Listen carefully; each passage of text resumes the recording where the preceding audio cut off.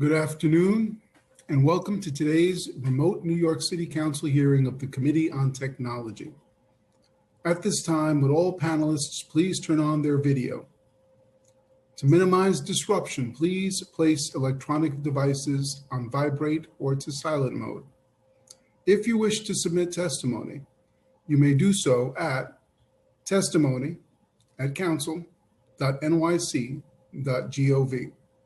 Once again, that's testimony@council.nyc.gov.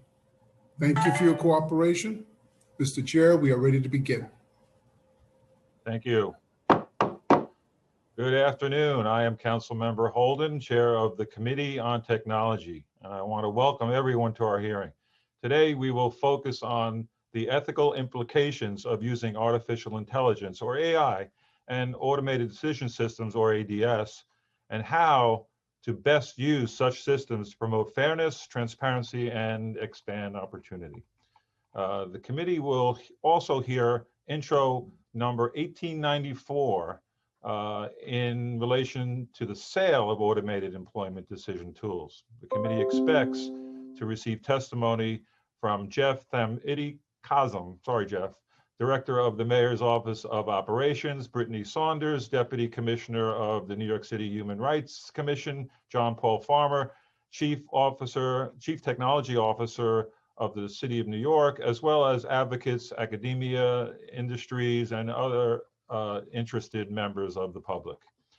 Today, breakthroughs using AI and big data allow ADSs to make many decisions like who gets a loan, who gets a job, gets promotions, what stocks to buy, and more. And use of ADS, however, is not limited to the private sector. ADSs are making their way to many areas, from criminal justice and education to public safety and beyond.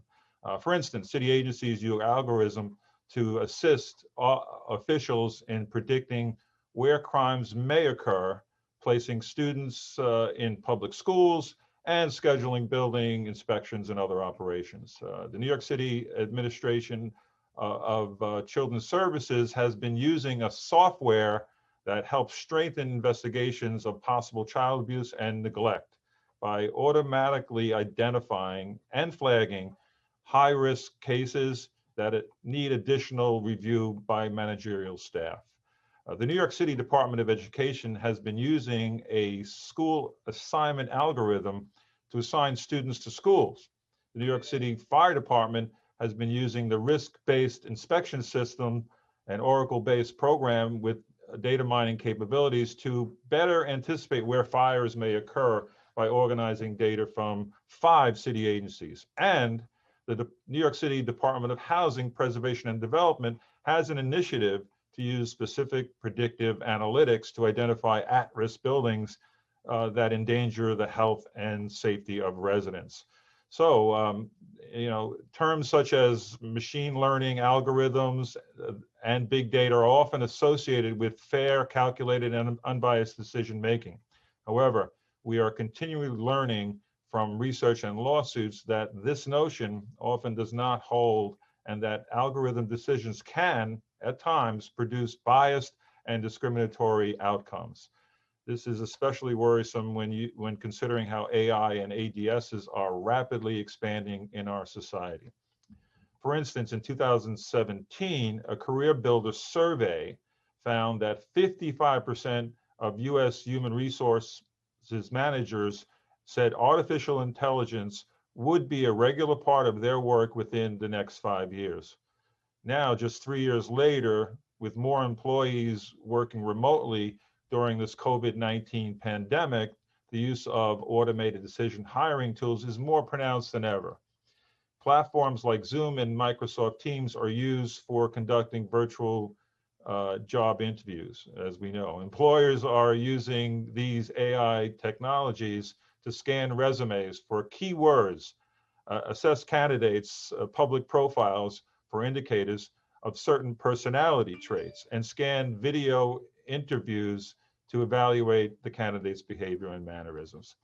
There are many examples on how artificial intelligence systems, even when well-intentioned, may adversely affect individuals. For instance, in February 2020, a study by Google AI researchers tried to give disadvantaged groups easier access to loans. However, it ended up reducing their, it ended up reducing their credit scores, which is hard to believe, but this is the dangers here. Amazon created an automated hiring tool that they had to discard because it learned to discriminate against female candidates in favor of male candidates. So you see, there is a problem. Data scientists are also facing problems in quantifying fairness in these systems because of how complex it is. So automated decision systems should not disproportionately impact people based on age, race, religion, gender, disability, and more. Therefore, without transparency and a close examination of such systems, the benefits could be negated by certain risks, discrimination, and unfair practices. So to ensure transparency and accountability in ADS hiring tools, the following bill will be considered. Introduction 1894 by Majority Leader Lori Cumbo in relation to the sale of automated employment decisions tools. I'd like to recognize my colleagues. In addition to Lori Cumbo, we have Councilmember Yeager and Councilmember Vallone. I'd also like to thank our technology committee staff, Irene Bahovsky, the policy analyst, Charles Kim, the finance analyst, Florentine Gabor, for all their hard work in preparing for this hearing. Also, I'd like to thank my chief of staff, Daniel Cosina, and communications and legislative director, Kevin Ryan. I would like to now turn over to my colleague, Majority Leader Lori Cumbo, to deliver an opening statement on her bill, Intro 1894.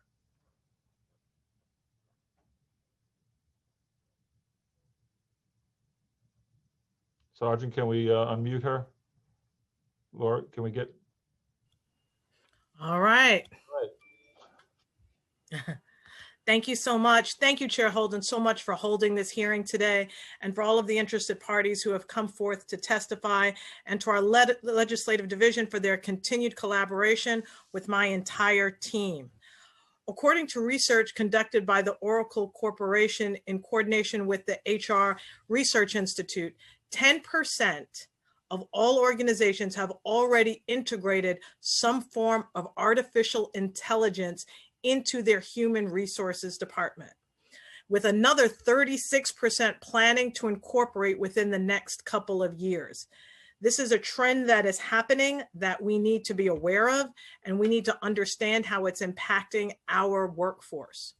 Furthermore, Black and brown people continue to suffer at the hands of systemic racism within a job market that continues to discriminate, most especially based on race and gender.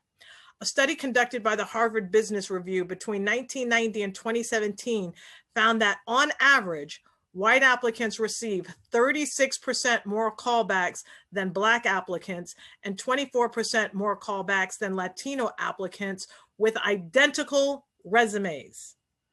Something must change to address the disparities which exist in current hiring processes.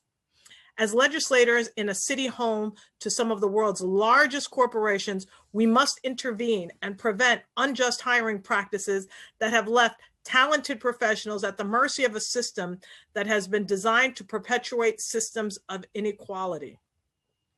My bill, Intro 1894, provides the legal framework to regulate our hiring systems in some of our country's top companies and organizations. We're talking about the Googles, the Amazons, and the Apples of the world. Not only would this require tech companies that produce and sell such instruments to conduct annual bias audits, but it would also require organizations who utilize these tools to notify each candidate within 30 days of screening of the specific tools used to evaluate them, in addition to the qualifications or characteristics considered by the algorithm. Artificial intelligence is a technology that is still being developed and understood.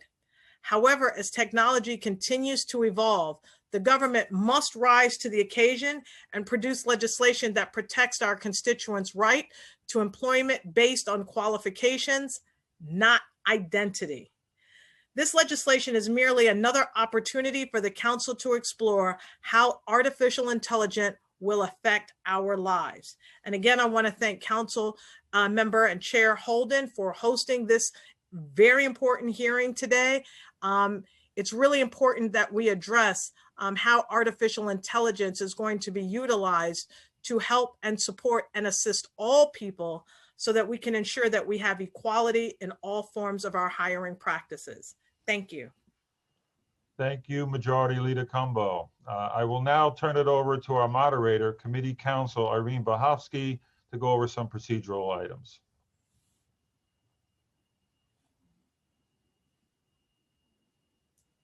Thank you, Chair Holden, and thank you, Councilmember Combo. I am Irene Bahovsky, the Counsel to the Committee on Technology, and I will be moderating this hearing. Before we begin, I would like to remind everyone that you will be on mute until you're called on to testify, at which point you will be unmuted by the host. During the hearing, I will be calling on panelists to testify. Please listen for your name to be called. We will first be hearing testimony from the administration, followed by testimonies from members of the public. During the hearing, if council members would like to ask questions of the administration or specific panelists, please use the Zoom raise hand function and I will call you. We will be limiting council member questions to 5 minutes. Also, please note that all panelists, aside from those from the administration, will be limited to a 3-minute timer so that we may easily accommodate all who have registered to testify. When you are called to testify, please state your name and organization you represent. We will next call representatives of the administration to testify. We will be hearing testimonies from New York City Chief Technology Officer John Paul Farmer, Director of the Mayor's Office of Operation Jeff Thamtiki Kassam, and Deputy Commissioner of New York City Commission on Human Rights Brittany Saunders will also be present to answer questions. At this time, I will administer the affirmation to each representative of the administration. I will call on you individually for response. Please raise your right hand. Okay. Do you affirm to tell the truth, the whole truth, and nothing but the truth before this committee, and to respond honestly to council member questions? John Farmer? I do. Thank you. Jeff T? I do. Ms. Saunders? I do. Thank you. I will now invite New York City Chief Technology Officer John Paul Farmer to present his testimony. Before we begin, please state your name and affiliation for the record. Mr. Farmer, you may begin when ready. Thank you. I'm John Paul Farmer, New York City Chief Technology Officer. Good afternoon, Chair Holden and committee members. I'm pleased to join you today as the Council explores the role of artificial intelligence, or AI, and the automated decision tools that continue to gain prevalence and influence decision-making processes and practices that impact New Yorkers. As you realize, employing these systems can offer benefits to New Yorkers, bringing about efficiencies and improving outcomes for our residents. As with other technology tools, without careful application and guidance, these tools may also cause unintended harms.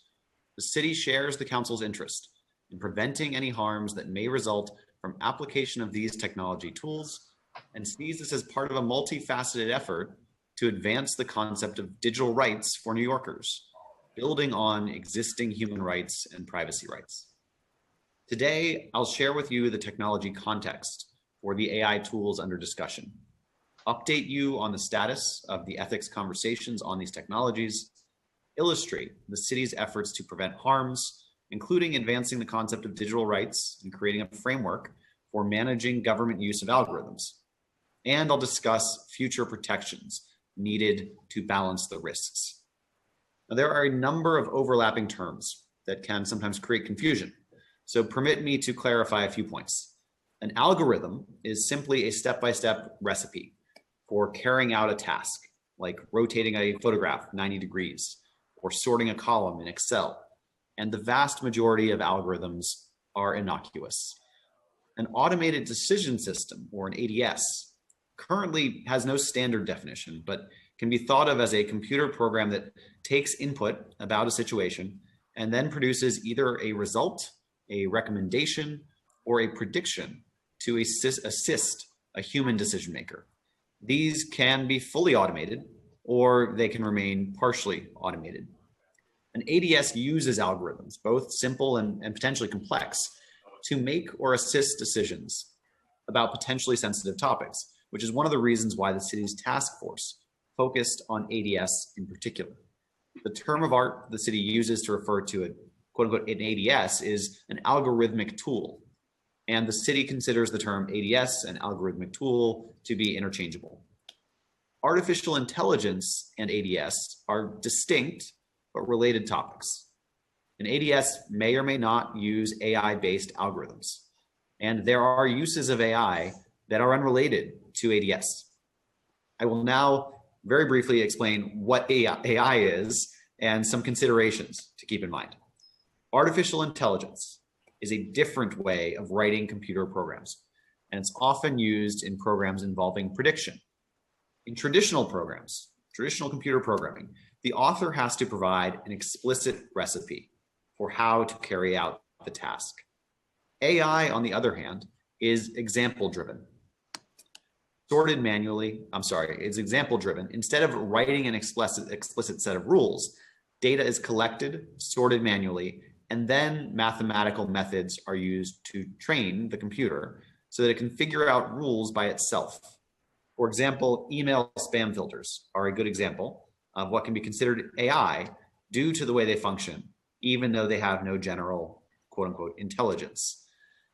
It can be difficult to understand what an AI system ultimately is doing, even when it works well.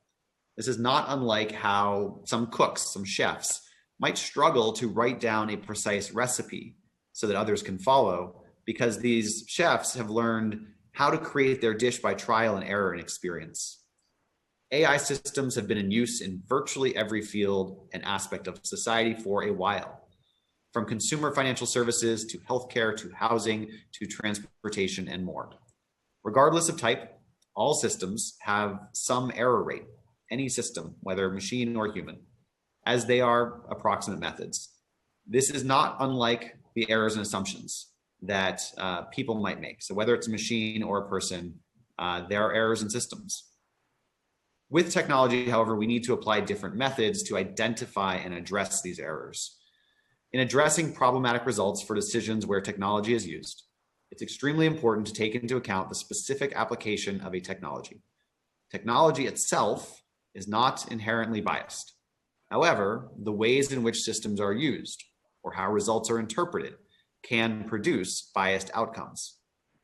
AI ethics is an emerging interdisciplinary field led by academics, practitioners, technologists, and other stakeholders, become active in the last 5 years or so. The term AI ethics refers to the study of features in technology systems that affect societal values.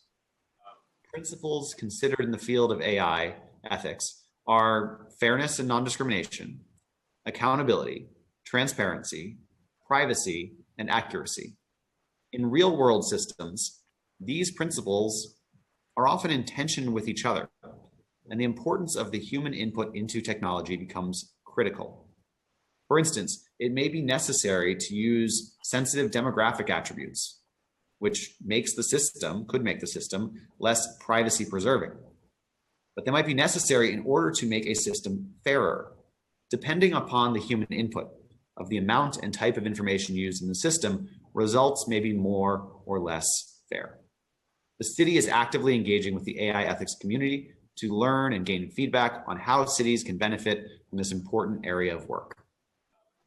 The city recognizes that as technology tools are more widely used, there's growing role for local governments in working to ensure that city residents are able to safely access technology and continue to engage in education, employment, community, and other activities utilizing technology systems to produce equitable results. The federal government has begun to grapple with this issue. Some states have made progress, but cities are also recognizing the unique role they can play in addressing the impacts of emerging technologies. In 2018, the mayor, along with the mayors of Barcelona and Amsterdam, UN Human Rights, UN Habitat, and others, formed the city's Coalition for Digital Rights. This is a first ever alliance of local municipalities to advance the concept of digital rights, to protect and empower urban residents in their use of and exposure to digital technologies. The foundation of the approach is the development and concept of these digital rights principles, which assert protections related to cybersecurity and privacy, equity, choice, affordability, quality, accountability, and ethics and non-discrimination. The mayor's office of the CTO currently uses these principles to guide the city's policy, research, programming, and engagement on both core and emerging technologies. These principles are critical to supporting not only individuals, but also entrepreneurs and small businesses in navigating our increasingly digital society. The city's Coalition for Digital Rights is working with interested local governments, academics, and other experts on an initiative to apply and operationalize digital rights related to specific city systems and programs. Thus far, the coalition is working with a dozen cities in North America and Europe to identify technology-informed practices in relation to observing digital rights. This is one of the first multi-city efforts to operationalize digital rights at the local level. New York City is serving as an advisor and facilitator for the initiative and will be engaging with leading practitioners, academics, and others on structuring this initiative in the coming months and working to make sure the outcomes of it benefit New York City. Additionally, in November 2019, Mayor de Blasio signed Executive Order 50, recognizing that government agencies should leverage current technologies that rely on employing algorithms to support agency decision-making while ensuring fairness and responsible impacts for New Yorkers. This EO created a new position of Algorithms Management and Policy Officer, which is a role currently filled by the Director of the Mayor's Office of Operations, Jeff Tomkitikasem. This officer is responsible for developing citywide policies to guide agencies in the fair, responsible, and transparent use of algorithmic tools, including those using AI. The city has moved forward with this work, publishing introductory policies in September of 2020 that are publicly available, and launching the city's first ever agency compliance reporting process. Agencies are currently reviewing their systems to identify those meeting the definition of an algorithmic tool and will report back on their findings. In January 2021, the officer will publish a public report, including information from these agency reports. Through this exercise, the city will have its first ever look at the scope and scale of algorithmic tools in use by city agencies. This baseline understanding will further aid the officer in developing additional assessment and complaint resolution policies in 2021 and beyond, as required by EO 50. The role of local governments in balancing the benefits of technology use while protecting residents from unintended harms is only at its beginning stages. While the city has already demonstrated leadership among its US peers, this work will need to evolve along with the development of new technologies and new applications. The city looks forward to continuing collaborations with leading thinkers, practitioners, other stakeholders, and the council as it puts into practice principles, policies, and protections to enable all New Yorkers to safely and equitably benefit from current and emerging technologies. Finally, I will turn to Intro 1894. This bill would regulate the use of automated employment decision tools used in the hiring process. The administration shares in the council's strong interest in rooting out bias in decision-making systems that use algorithms and artificial intelligence. We have operational, legal, and financial concerns with this bill as currently written, particularly in light of the various crises the city faces during the COVID-19 response and the current financial situation. And we look forward to working with the council to address these issues. Thank you for your time today and for your interest in this important topic. Thank you, Mr. Farmer. I will now turn it over to questions from the chair. Panelists, please stay unmuted if possible during this question and answer period. Thank you. Chair Holden, you might begin your questions. Thank you, Mr. Farmer. I just want to recognize we've been joined by Council Members Lander, Koo, and Constantinides. Mr. Farmer, can you elaborate a little bit on Intro 1894? Some of your concerns were operational, legal, or financial concerns. Could you kind of go over what's the problem with the operational, or I mean, illegal, we can kind of figure it might have some challenges, but can you elaborate on the financial concerns especially? Thank you, Chair Holden, for the opportunity to be here and for the question. Yes, on 1894, we are currently reviewing this. As you can understand, there are a number of parties in the administration that need to be a part of these conversations. As you see, you've got several here today that are especially relevant, but there are others on the legal and budget fronts that have an important role to play. And ultimately, we need to further discuss with them how exactly we define the concerns and how we communicate them. Yeah, if anybody else, if the Deputy Commissioner wants to say anything, or anybody else in the administration wants to elaborate on that, some of their concerns.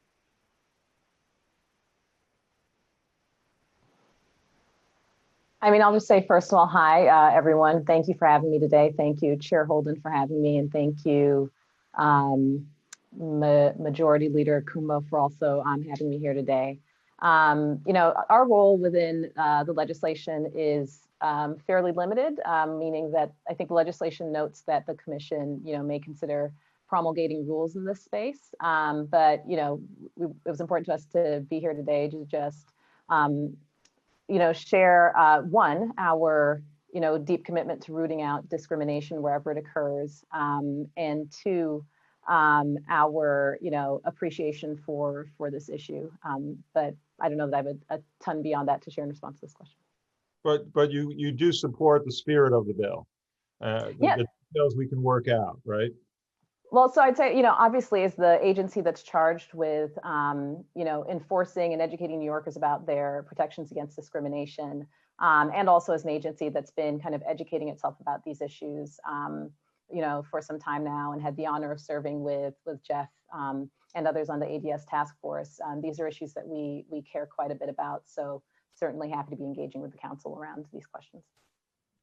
Director Jeff, do you want to jump in on any of that? Yeah, I think I'll just add to what Brittany said, council member, and thank you all for having us here today. I think as we've kind of talked to you before, we know this is a pretty emerging area. And one of the big things that we were tasked with as both the task force and then now with the AMPO is to better understand what systems do exist and how best to evaluate them. I think that many of the people who joined us on the task force kind of spoke very passionately about, you know, there aren't any concrete kind of processes or tools right now that you can absolutely rely on. You have to evaluate them as well to figure out where they're most appropriate in trying to take a look at bias and other disproportionate impacts. You know, the same tools you might use for hiring may be different that you would use for financial considerations. And that's certainly something that came out in the task force and something that I think is work that needs to happen, not just for the city government, but I think for the private sector. So just to add to what John Paul was saying earlier, I think that there are certainly concerns in trying to ramp that up and figuring out kind of how to really understand which are the best processes to use. There's so much evaluation that has to go on with that. And then from an enforcement standpoint, what that means.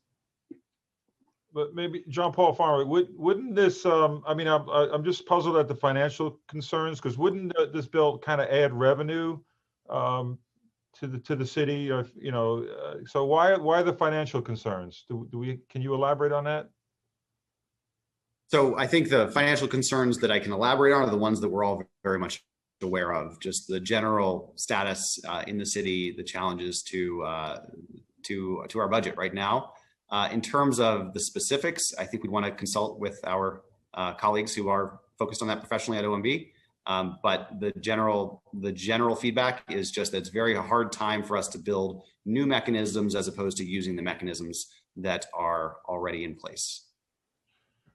Okay, thank you. This question could, and it's a general question again for anybody in the administration. What are the main ethical issues associated with automated decision systems or artificial intelligence? So what are the that comes to mind that you see right away or that you've researched? And this could be for anybody in the administration. So I'm happy to start it off and see what others have to add. It goes back to some of the testimony that I gave and how we think about digital rights and the way the city's Coalition for Digital Rights, which has been a mechanism through which we've really been sharing and learning from other cities that are grappling with the same challenges that we are. And so some of the things that have come up are cybersecurity and privacy, equity, choice, affordability, quality, accountability, ethics, and non-discrimination. Those are all principles that have been agreed on by a number of cities that are in similar seats as New York about the things that we need to pay attention to as these technologies get used both within government, but also out in broader society. Anybody else? I mean, I think that there are clear, I think the Majority Leader Cumbo kind of said it correctly. There are clearly concerns around systemic racism and kind of the history of how decisions are being made. I think how that integrates into any system that helps on hiring or anything else is something that we all are pushing forward to. One, try to understand kind of the systems that are in place, understand good ways in which to evaluate them, and then figure out kind of a method and a process that we can really make solid recommendations on how to counter for them, because we don't also want to take away from some of the innovation and the potential positive impacts that could come from such tools when used correctly. Don't want to speak to the fact that they're all tools that don't have a need for evaluation, but the potential for the tools to help are strong ones.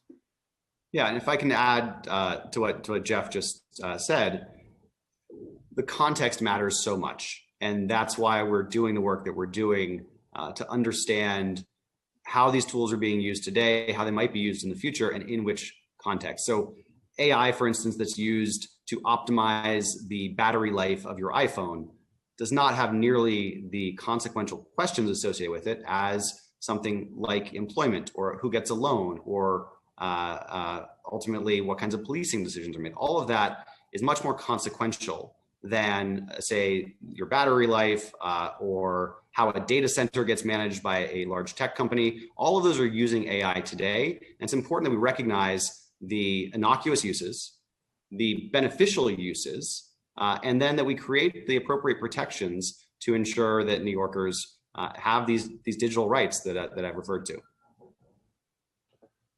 This might be the $1 million question, but often people who are impacted by the decisions made by automated decision systems don't even know that the decision was made by a machine. Do you think that people should have the right to know that a decision impacting their life, their property, their liberty was not made by a human being? I think there's a lot of benefit. One, a very good question. Thank you for offering that up. I think there's a lot of benefit to transparency and making sure that people understand where technology is involved, where human beings are involved.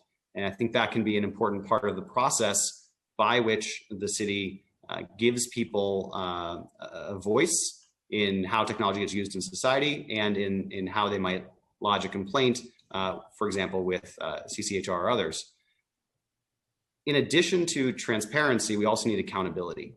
We need to make sure that the people who are making the choices about what data goes into these systems, about how the system is designed, and then ultimately how it gets deployed, that those folks, wherever they might be, are accountable for the choices they're making. If you go back to a technology from over a century ago, automobiles. Automobiles were a new technology in society, and people had to figure out what role they're going to play, how to maximize the benefits and minimize harms. And if you look at cars today, at least how they have impact on people, if something goes wrong, generally there's an ability to hold accountable the person who made that car if it was defective, some piece of it, or the person who operated that car if they did it in a harmful and dangerous and negligent way. And so similarly, we're looking at new technologies, but a lot of those same questions remain about ensuring that we have appropriate kinds of accountability and that we have transparency so people, as you rightly mentioned, can understand the role that these technologies are playing in society. John Paul Farmer, thanks for that answer. But I just have a question on that wasn't mentioned in your testimony. Who oversees ADS, the use of ADS by the city agencies? Does your office have the power to do this? The work across government is very much collaborative. So we each have roles to play, and that's why each of us are here today. But certainly Jeff, in his role as the Algorithm Management and Policy Officer, plays an absolutely critical role. And Jeff, I'll let you take the rest of the question. Yeah, Councilmember Holden, I think that for the AMPO, the role really is much as defined with the council when we move forward with EO50, is to really figure out a way to empower and educate each of the different agencies. One, to evaluate internally and identify the systems that they are using that that are automated decision tools, to make them publicly aware, make the public aware that those tools and systems exist, and then to work with them, basically building up the capacity within each of the agencies themselves, grounded by common city guidelines and processes, to evaluate and those systems themselves, because it would be false to think that any one person in the city should be in charge of evaluating all the cities, so much as to really define the processes and the policies so they could do it themselves. They will know the specific uses, they will know the specific kind of trade-offs that they have to make. And that's the role, at least, of the AMPO, which is slightly a little different from some of the conversation here around any type of private sector evaluation, but that is certainly what we are doing for the city agencies. So you are in charge. You're the head of the algorithms management and policy. That's correct. You are the AMPO person. Are you permanent? Is this you acting, or because we haven't heard much about it? Well, I'm sorry that you haven't heard much about it. We've been trying to do a bit more. I'm the interim. I'm acting in that role. We posted for the role, but obviously, given what happened with the pandemic, there were limitations to what we could do in that point. It has been an extraordinary challenge to kind of continue to move this forward. There were certainly delays. Don't want to kind of hide from that in the beginning, but we moved forward pretty quickly. We have posted policies onto our website that have been determined for the city agencies. We've engaged with each of the city agencies to start the work of evaluating what systems, and we've set our own deadlines to make sure that we will have our first submissions from the agencies in December, and then we could then provide to the public and to you, to the council, in January, that first list. And I think, one of the big things that we all talked about in previous hearings was about public engagement. And while that has also been slowed down given where we are with the pandemic, we did hold our first public event with Civic Hall in September, a good attendance, and we're planning for more after that, so that we can keep getting that public engagement and their input. Director Jeff, can you tell us, does the City of New York use automated decision systems or AI in hiring decisions? I can't speak directly right now. I know that, obviously the city does use algorithmic decision tools. And that's part of the reason why we moved forward with our task force and why EO50 was signed. But it is early, and I can't speak to each agency's use. That's actually what this current process is on, so that the agencies can provide that information and we can publish that list. But we don't know. We don't have the list yet. We don't have perfect visibility. No. So what's our goal here? To find out who's using it by when?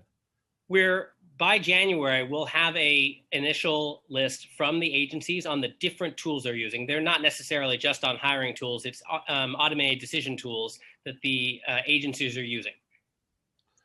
Well, let me just get, when discrimination or bias occurs, who in your opinion should be liable? The company that made the decision, a company or a vendor who created the software?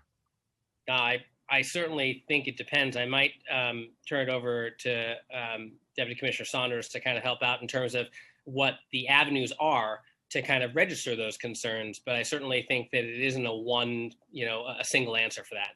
Brittany, I hope you don't mind. No, absolutely.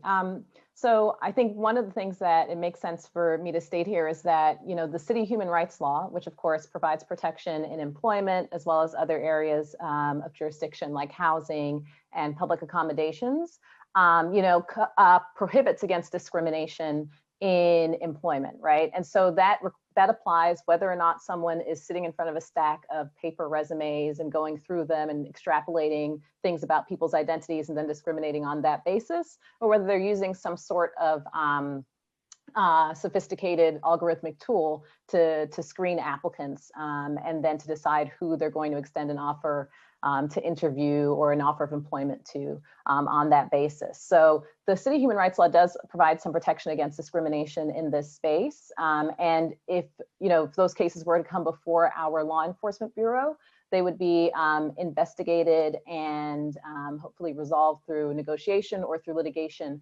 appropriately. So that is certainly one mechanism that applies in this space and offers protection for folks who either suspect that they may have been discriminated against, or for folks who see, a certain service being used in a place of employment.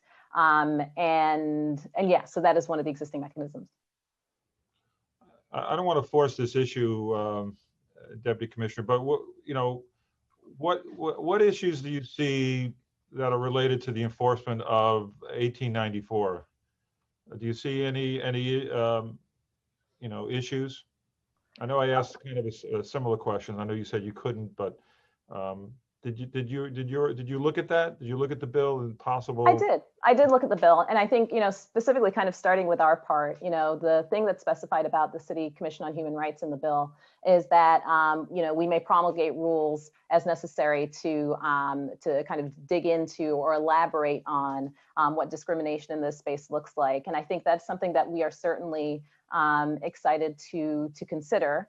And we've seen in other spaces that things like best practice documents or, even simple FAQ documents or more formal legal enforcement guidance or even more formal rules can play a really important role by both educating folks about the protections that apply to them, but also educating folks about the obligations that apply to them. I will say, though, kind of consistent with what John and Jeff both shared, that this is a really challenging time from a resource perspective for the agency. We've sustained, losses to both our personnel budget and in other places. And so it is, there's quite a lot of challenges that we're encountering in terms of trying to go above and beyond and doing more than what we are already doing in this space. So I will be honest, I think that is a challenge that we face and something that we have to juggle as we're thinking about what additional steps we can take in this space. Thank you. But Intro 1894 suggests an annual bias audit. Would your office be capable of conducting such an audit? So I think the way the bill is currently structured, that's it's an amendment to, I think, the unfair consumer practices section of the administrative code, which we don't administer. So I don't really have a ton of expertise in that space or about how those sorts of practices are run. I will just say again that our resource situation is such that taking on a new kind of affirmative set of responsibilities like this is really would be challenging for us. But we are certainly, as I said, more than happy and in fact excited to think through what rules or guidance or other policy documents in this space could look like. If I can add on to that, just specifically on the question of independent bias audits, which are an interesting and potentially important and powerful approach. It's still early and there's really no standard definition of exactly how those should work or what they should be.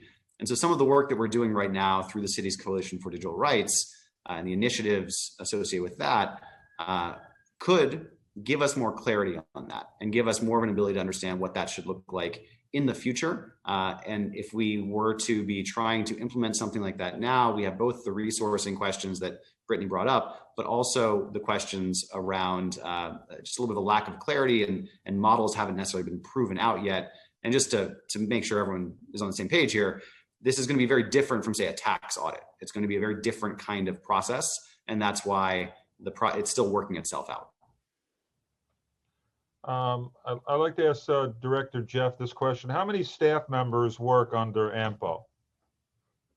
There, as we've stood up, we have 3 lines plus the AMPO that are dedicated to this. Obviously, given where we are with the pandemic, not all of those are filled at the same time, because we've had it currently in the Mayor's Office of Operations. I'm certainly using my own staff to work on these things. So roughly about 3 or 4. So, and they work under the Mayor's Office of Operations. The current people, yeah. So they're doing like you have multiple hats. They have multiple hats too. That is correct, sir. Okay. Do you get a separate annual budget? No. You don't. We have the lines. Sorry, we have the budget are essentially the budget for the lines that are allocated to the AMPO, including the AMPO themselves. All right. I'm going to turn it back to the committee council first. I see a lot of questions. I don't want to monopolize this, but I see a lot of questions, hand raised from my colleagues. So I'm going to turn it back to the committee council to call on council members. Thank you, Chair Holden. I will now call on other council members to ask their questions in order they have used the Zoom raise hand function. If you would like to ask a question and you have not yet used the Zoom raise hand function, please raise it now. Council members, please keep your questions to 5 minutes. The Sergeant at Arms will keep a timer and will let you know when your time is up. You should begin once I have called on you and the Sergeant has announced that you might begin before delivering your questions. First, we'll hear from Councilmember Kuhl, followed by Councilmember Lander. Councilmember Kuhl? Starting time. I guess Councilmember Kuhl stepped out, so we're going to Councilmember Holden. Oh, I'm sorry, Councilmember Lander, I apologize. Starting time. Thank you very much to the chairs for this hearing and to the administration for attending. CTO Farmer, I wanted to ask, you mentioned in your testimony that the city has been sharing insights from your AI work with some of the international partners that you have. And I wonder if you could use this forum to share some of those insights with the council and the public here. Certainly. So thank you for that question, Councilmember. The insights have gone into creating the principles that I described earlier. So all of this, frankly, was started from scratch. It's an emerging field, one that individual cities were starting to think about. We came together to agree upon these principles. Just this year, some of these principles applied to things like exposure notification applications during the COVID pandemic. That's a place where work has been done. Right now, a dozen cities across North America and Europe are working on what each of them are going to do to experiment along these lines about city application of artificial intelligence tools over the course of 2021. So there's a lot on the horizon. The work that's been done has essentially produced what I've shared so far.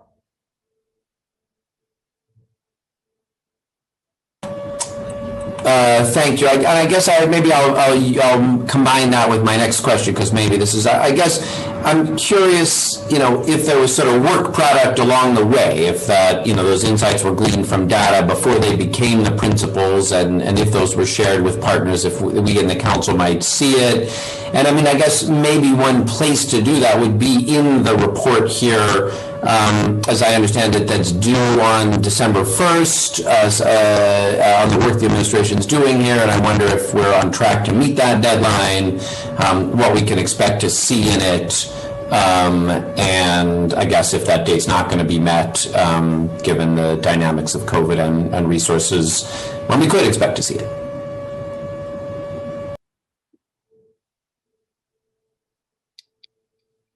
So I think that question, Jeff, was that for you about when the AMPO work is going to be coming?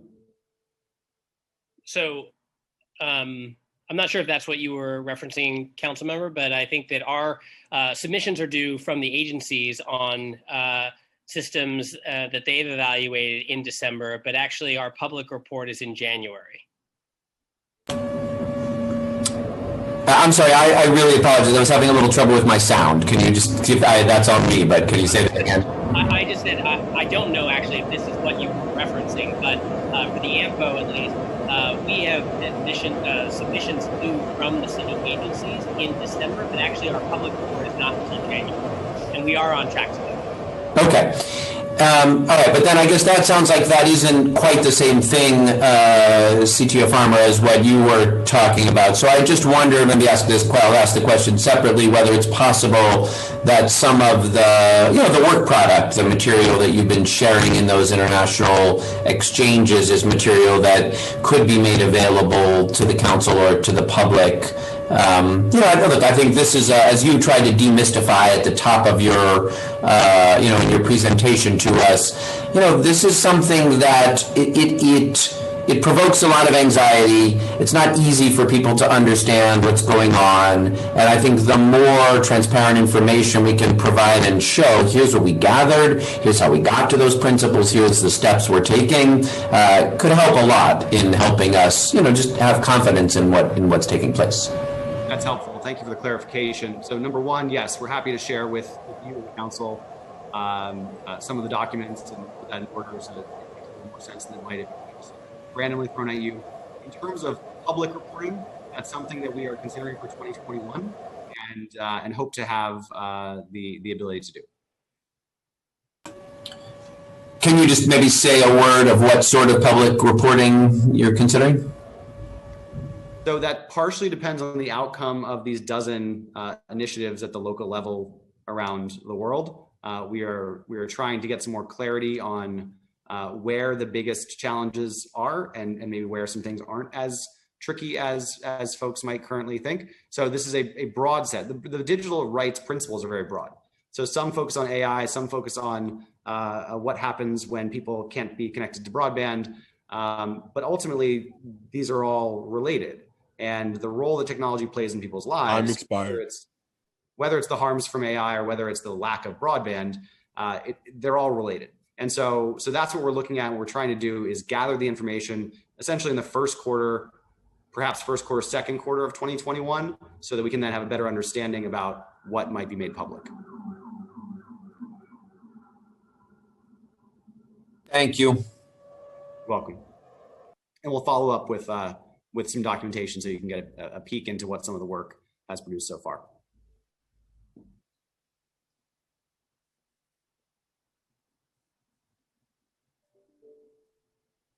Oh, I apologize. Looks like I was muted. Majority Leader Combo, I see that you have questions. Starting time.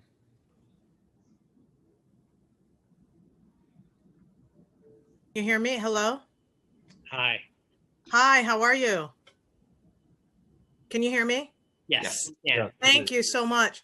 I'm a bit new to the AI world, and so my questions may seem a little naive or a bit not as informed perhaps as the other members on the committee, but this is an issue that I've taken up, particularly because of the racial and gender dynamics that we're talking about. So some of my questions are a little bit general. So the first one, I wanted to know, when did the city of New York begin to use AI in its hiring and recruitment practices? When did this begin? So one, thank you for the question and thank you for the interest in this topic, because as I mentioned at the end of the testimony, it's a really important one, and it's one that we should all be paying attention to. So thank you for that. I'm not aware of whether the city is using AI specifically in hiring practices currently. Jeff, is that something that in your experience interacting with agencies? I am not aware of it. I can't say for sure, and I don't know, because part of what we are looking at obviously is working with agencies to identify systems that they may use. But majority we don't have that information, and I don't think it's true. But I don't think we have. But I want to verify that. And one of the things that we're doing through the city's Coalition for Digital Rights that I've mentioned, Amsterdam and Helsinki, for example, are places where they're working on registries, so they can have a solid understanding of what's happening where, and obviously that's work that Jeff has been doing in his role as AMPO as well. And so connecting these best practices to make sure that we do have visibility. But as was mentioned, I'm not aware of any of those systems. Are we looking to do that? I have not been involved in any conversations about using AI for hiring. Okay, that was really what I wanted to clarify and understand in that way. What capacity does the city have to conduct a bias audit, given the current financial crisis that we are facing?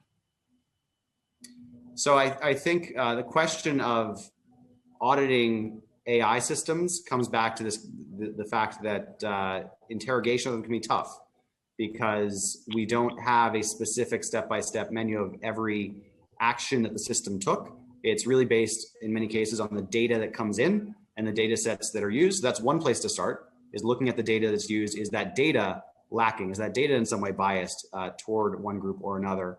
So there are pieces of this that we know, but pieces of it that are still being figured out. And this is a question not just for New York City government, but for society, for the private sector, for governments around the world. And that's why we're trying to share best practices as much as possible. It's also why we're leaning on the things that we know do work, the mechanisms that we have in place for example, reporting when somebody believes that they are a victim of bias. And that's where, and Brittany's mentioned it, but I'm not sure, Brittany, if you have anything additional to add in your role as Deputy Director, or Deputy Commissioner of CCHR, about how CCHR thinks about the mechanisms that are in place that are relevant here.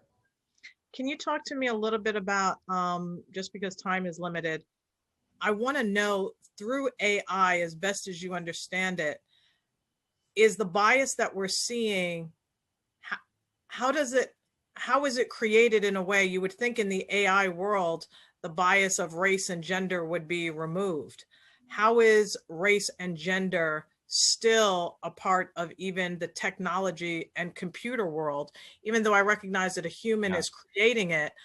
From the research that I'm doing, it is a human creating it, but then a human creates the AI intelligence that seems to create some other form of AI intelligence that creates another form of AI intelligence. What is it that applicants or individuals that are putting forward resumes and applications, what is it that the AI detects that then informs or eliminates people that are of a certain racial or gender denomination? How does that happen?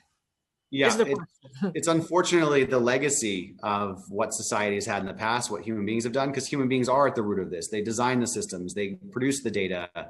They're the ones who are choosing how to apply this. And these tools, especially when people don't understand how they work, can actually reinforce or even amplify that bias. And that's what we have to get in front of and make sure it doesn't happen. And that comes down to the data, comes down to which technologists are actually in the room creating these tools. Is that a diverse team, or is it a team that is not diverse at all? And then it comes down to how we apply it, in which context we decide, or a company decides it is appropriate to deploy these tools. And all of those things have humans at the core. Okay. If I could, just one more question. What are your thoughts actually on this particular bill? Do you think that we have the ability to actually implement and enforce this bill? So I think, as was mentioned earlier, we are very much aligned with the goal that we want to make sure there is not bias in hiring. We want to make sure the technology tools do not create bias, and frankly, do not perpetuate existing bias, because we have to recognize that human systems are imperfect as well. So we're very much aligned on the goals. I think that there are concerns on resourcing right now and on ensuring that we have the ability to cover all of the current services that are being provided, and adding even if it's something that seems like we would be interested in exploring and experimenting with it, it's just tough in the current budget environment. So when we say, or when the city says that something might not be right now, that might really mean right now, and it could be something that in 12 or 18 months would make a lot of sense. It's hard for me to render a final verdict on this, simply because we don't have all of the people who do have a say here on this call today, and the reviews are ongoing in terms of the interagency conversations. How would you, just in closing, I imagine myself going on a job interview or submitting my resume, not getting the job. How I really applaud anyone who brings these cases forward to a legal place, because obviously when you're looking for a job, you are in a place where you don't necessarily have the time or the energy to bring a suit forward in that way. What were the circumstances or the situations that would allow someone to say, hey, I think this software or this particular AI or however it is has prevented me from getting this particular job or profession? How does one come into a place where they have determined that they want to bring this case forward? Do you have examples, or how would someone make the decision? Because for me, I would just say, oh, I didn't get the job and think nothing more of it and apply someplace else. But when someone gets to that point of saying, you know, hey, this doesn't pass the smell test, what's going on here? How have those circumstances arisen? That's a very good question. I think in some ways this ties back to something that Chair Holden brought up earlier about transparency. Should people know that these technologies are being used? And if people do know, well, that answers part of the question and makes it certainly much easier for someone to have some basis upon which they might ask questions. I want to pass it over to Deputy Commissioner Saunders about exactly how the CCHR process and the human rights law that's on the books would interact with the question you're asking. I mean, I think it's a great point. And I think it really does tie back to that question of notice, because you're right. I think it would be, I should also say up front that I work in the policy department of the commission. I don't work in the law enforcement bureau, and we do maintain, some separation for, I think, really important reasons. But I will say that, like, I think you're absolutely right that there are many cases in which people would not know what the process that led to their not receiving a position would have been. And so I do think that point around notice is an incredibly important one. And I think it's an important one for us to consider moving forward. Okay. I'll turn it back over to my colleagues, and hopefully they'll be around too.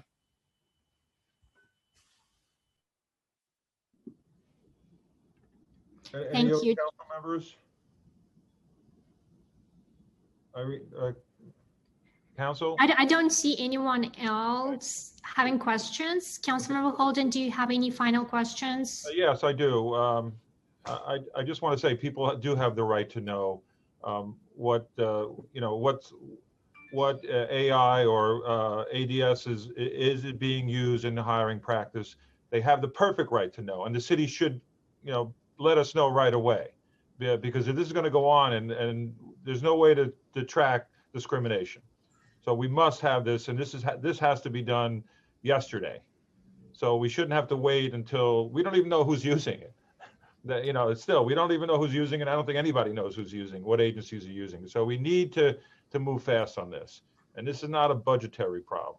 It's not. I don't want to hear, again, we're hearing the administration use COVID a lot, but I don't want to hear that on this. By the way, I just want to ask the CTO, Jean-Paul Farmer, you mentioned the cities of Barcelona and certainly you mentioned Amsterdam. I think you mentioned your testimony that they're using ADS and AI. Can we find out how they provide oversight? Can I ask you, Chair Holden, for when you say oversight, do you mean with council? Do you mean within the agencies?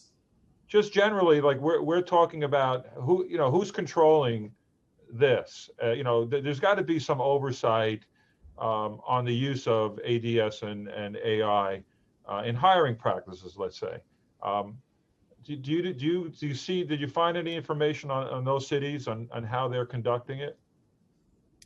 I've not gotten information specifically about hiring practices. It's something that's been brought up as a general topic, and people understand the importance of it. We're talking about access to opportunity here and how critical that is. I have not heard any of the cities that we are working with on this discuss examples locally, or certainly not within their own governments. And as we mentioned earlier, as Director Tom Kittikasem and I mentioned, we're not aware of specific examples here in New York either.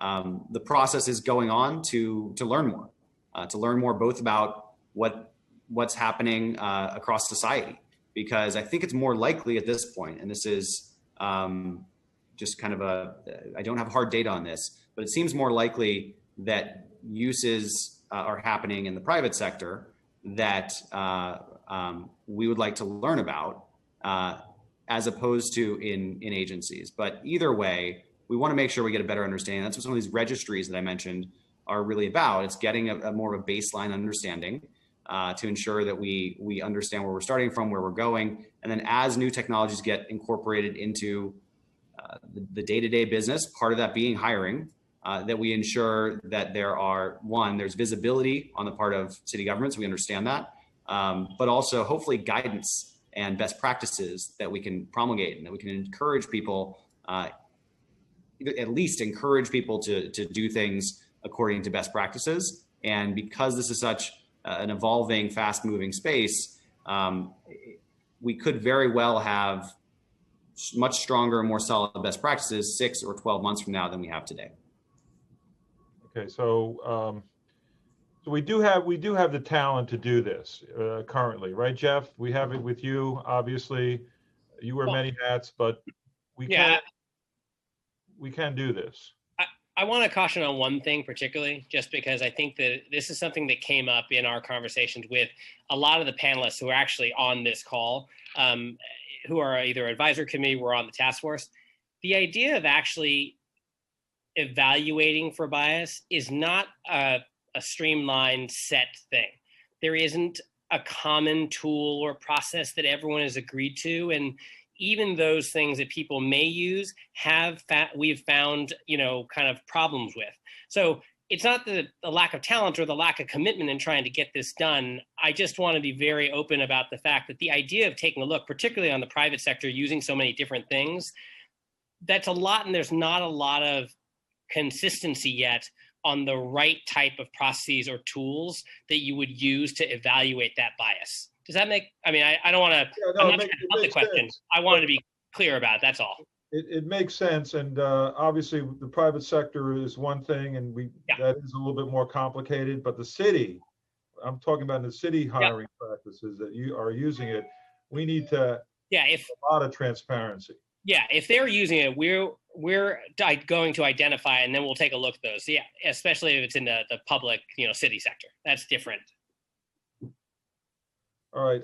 I just want to, John Paul, just the last hearing, at our last hearing, October 30th of 2020, we asked you about the Moonshot Challenge that you organized on August 5th, 2019, which my staff was honored to attend the award ceremony. It was a year ago.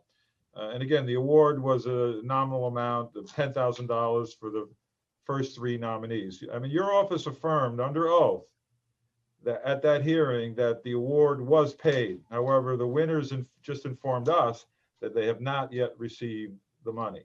Can you explain this discrepancy, and can you enlighten us as to why the winners have not been paid? I'm sorry, Chair Holden, you're saying that today in fall of 2020, they have not received? They've still not been paid from last year. That is news to me, and I'm aware that our office did everything that we believe needed to be done for that payment to occur.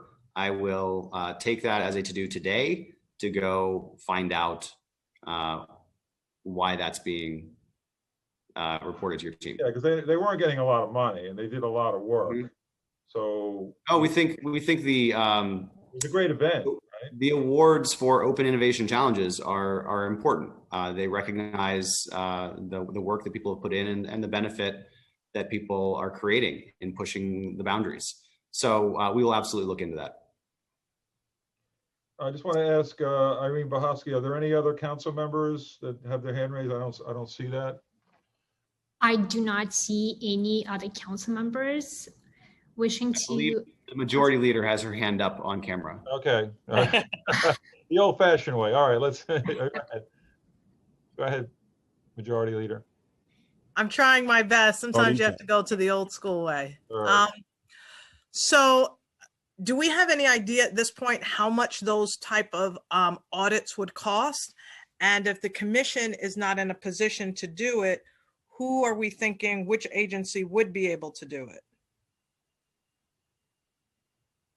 In terms of cost, I do not have specific numbers, but I can think of a couple of organizations that we could, in the private sector, that we could reach out to get an idea of what, because this is the work that they do. To the point that was brought up earlier, there are not standards there, as was pointed out. There may be some concerns with how different organizations are doing this. There's just not a single accepted approach. In terms of internally, I don't know if that's something that Jeff or others have looked into.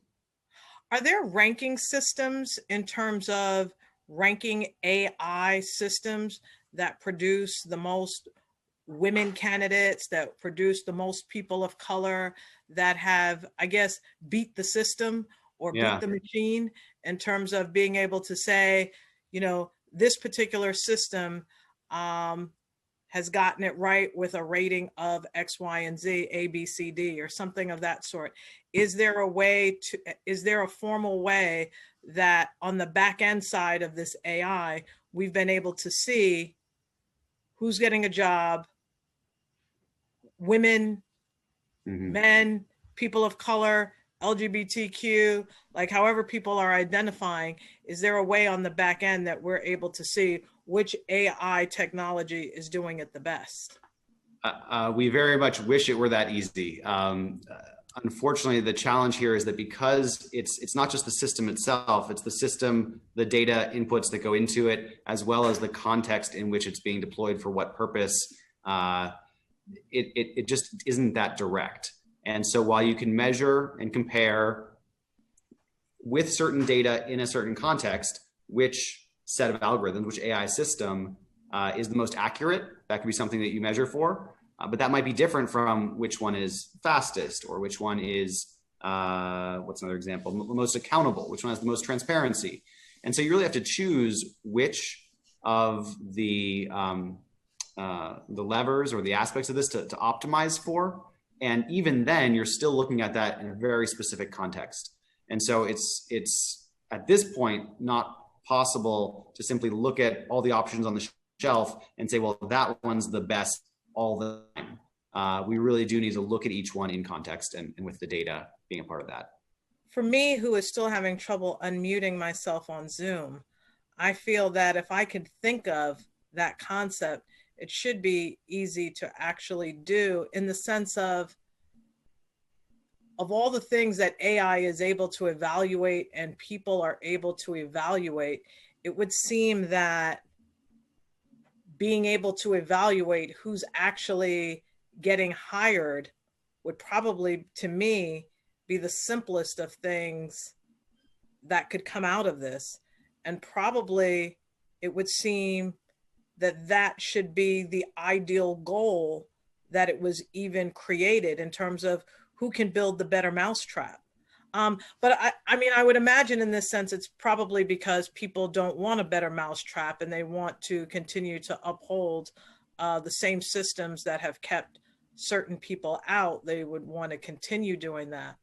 But there should be a way for people to be able to understand which AI mousetrap has done it the best. And I would just respond that in a certain context, those kinds of comparisons are more possible, more doable. And a number of academics are working on this. Folks right here in New York City, at New York, Cornell Tech, elsewhere. MIT, Stanford. There are a number of folks who are really diving into this. If we get really targeted and we can agree upon what we're trying to optimize for, and again, there might be trade-offs between privacy and fairness of a system. So if a system is protecting privacy as much as possible, it might be hard then to maximize the fairness of it. If you want to maximize the fairness, then there could be trade-offs. And so that's the kind of thing that a lot of folks in academia are studying right now, or looking at. And one of the reasons that we expect to get a much deeper understanding in 2021 and the years to come, that does not mean that we are not going to do anything until everything is figured out. But it just recognizes the complexity of some of these issues. Okay, I just want to close with this. In your capacity, you may have heard of my pay equity bill, in terms of the fact that the pay equity bill will be looking within the city's hiring practices as far as, I'm using words that you might say like, that's not what it's doing, but to a layman, that's what it's doing. It's evaluating algorithms in terms of pay, to understand if men, women, those with disabilities are getting paid more or less than others, so that we can start to right those wrongs and root them out. But we capture that information in a way that's not personal, so that it's not attached to a specific person. So I can't say that, hey, John's a council member and I'm a council member, but John's making more money than me. I have an issue with John. It's not that. It's more that we would be able to look at, if we're looking at the example of the council, which is not the right example, but if we're looking at the council, we're able to see that the men of the council are making more money than the women, so that it's more of a general thing and not a specific thing, which also protects the privacy. So it would seem like if we're able to find those, that type of information, that type of information exists in a way that protects privacy, but also gives you the information that you need. I think that's a goal that absolutely we all share, and we would be happy to work toward that if there are ways to address it. In terms of the specific legislation, I think I'd have to take a look at it. I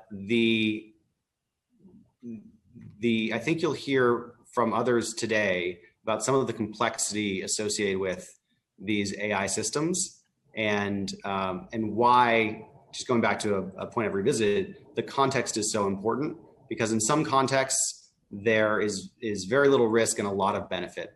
In other contexts, more risk, but still a substantial amount of benefit, and still in other contexts, perhaps too much risk.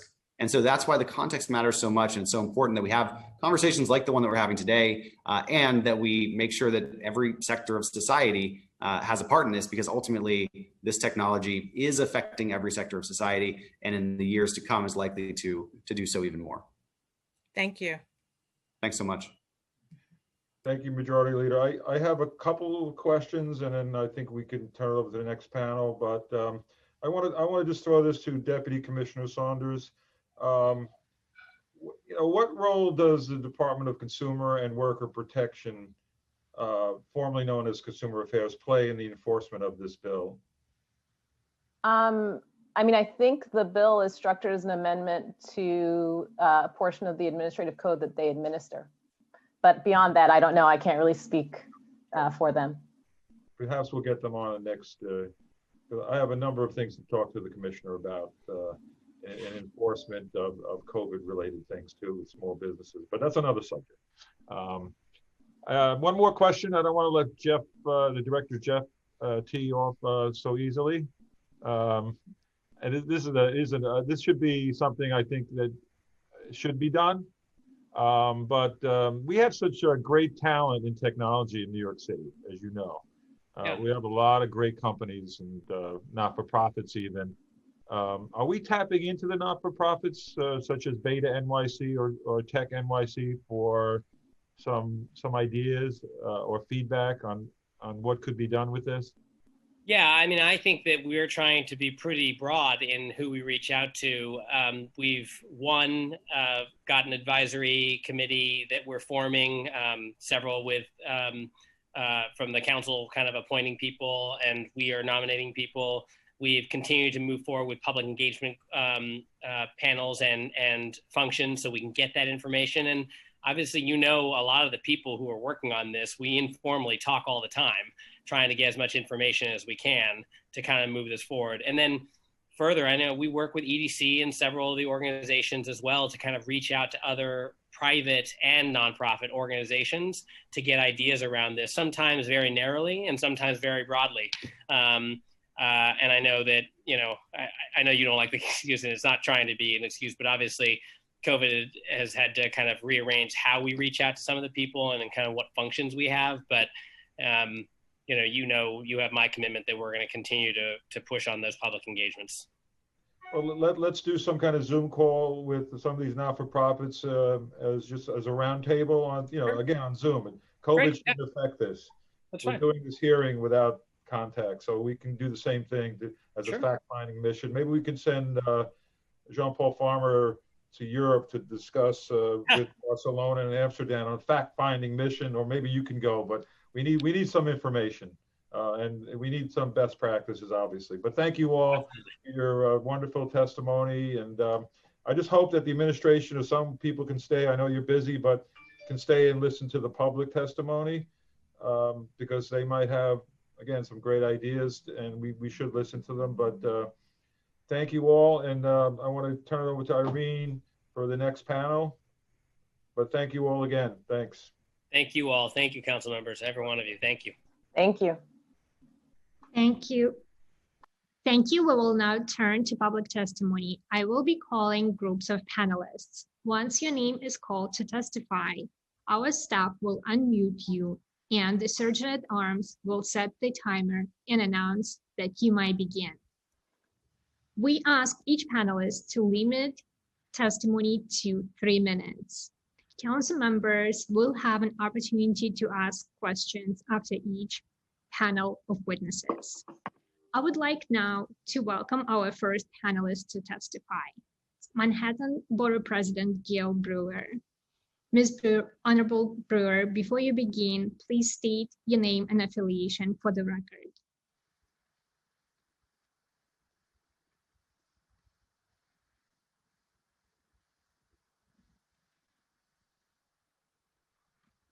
Manhattan Borough President. Borough President, we can't hear you.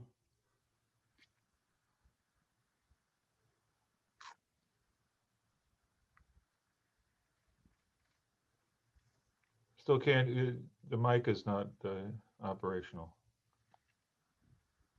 Can you hear me now? Yes, thank you. Okay, sorry, I'm sorry about that. So I'm Gail Brewer, Manhattan Borough President, and I want to thank Majority Leader Cumbo, and I want to thank you, Chair Holden. Certainly mentioning Beta NYC makes me happy, so I appreciate the nonprofit focus as always. And I want to thank the Technology Committee. I don't think I need to tell you that with 14% unemployment and many lost jobs, this is an important issue in terms of people's future. The use of automated employment decision tools has accelerated this during this pandemic. I think AI systems are now used widely, as you know, to help companies evaluate candidates remotely, whether we like it or not. It's basic tasks from helping to schedule interviews to evaluating interview answers. And I think people may not know that they are in digital hands, as you said earlier. So into 1894, it's a start, but it definitely needs changes. Transparency you talked about, I've been listening intently to your wonderful discussion with the city officials, and oversight to prevent biases in hiring are essential, as you have stated. I think the council should require businesses creating automated employment decision tools to report the results of independent audits to obviously the Commission on Human Rights, as you know, but I also think in addition to CHR compiling them, they should be published in the city's open data portal. You know how strongly I feel about that particular entity. 1894 penalizes those who fail to comply with the audit, and there need to be penalties for those who do that. Perhaps a ban on the sale of technologies, that those that failed their audit, or some kind of fines, that would be up to you. Violations should be recorded and again published on the open data portal. I also think that 1894 will not prevent the use of technologies, including psychological and personality assessments. That's an issue. And I think you know that a group of civil rights individuals and organizations sent a letter to the council talking about this. and making sure that any software system or process that aims to automate or replace human decision-making systems relevant to employment needs to have these tools. And I think you're very aware of that. So I hope that this language that they have suggested is in the bill. I know this bill establishes certain rights, but I do think it has to have a private right of action. And this is always controversial with the city law department, I know. But for those who are subjected to discriminatory biases by automated decision employment tools, I think they should have know that they have legal recourses to challenge hiring decisions under this legislation. Otherwise, they'll just pay the fines and goodbye. So I think 1894 has the potential to establish fair hiring practices across the city, but we have to provide these protections. The economy is looking to rebound and everyone's looking for a job. Automated decision system biases have an unfair impact on many of our communities in general, and this legislation could be a step in ensuring fair practices and a diverse workforce, but it sure needs to have all the suggestions that you made earlier. And thank you for this really important hearing with a 14–15%, maybe more unemployment. It's really important to have this kind of discussion. Thank you so much. Thank you, Madam Borough President, and thanks for your work on in technology, obviously, for many, many years, and of course, transparency. And we thank you for all your hard work. Thank you. Any questions for the Borough President?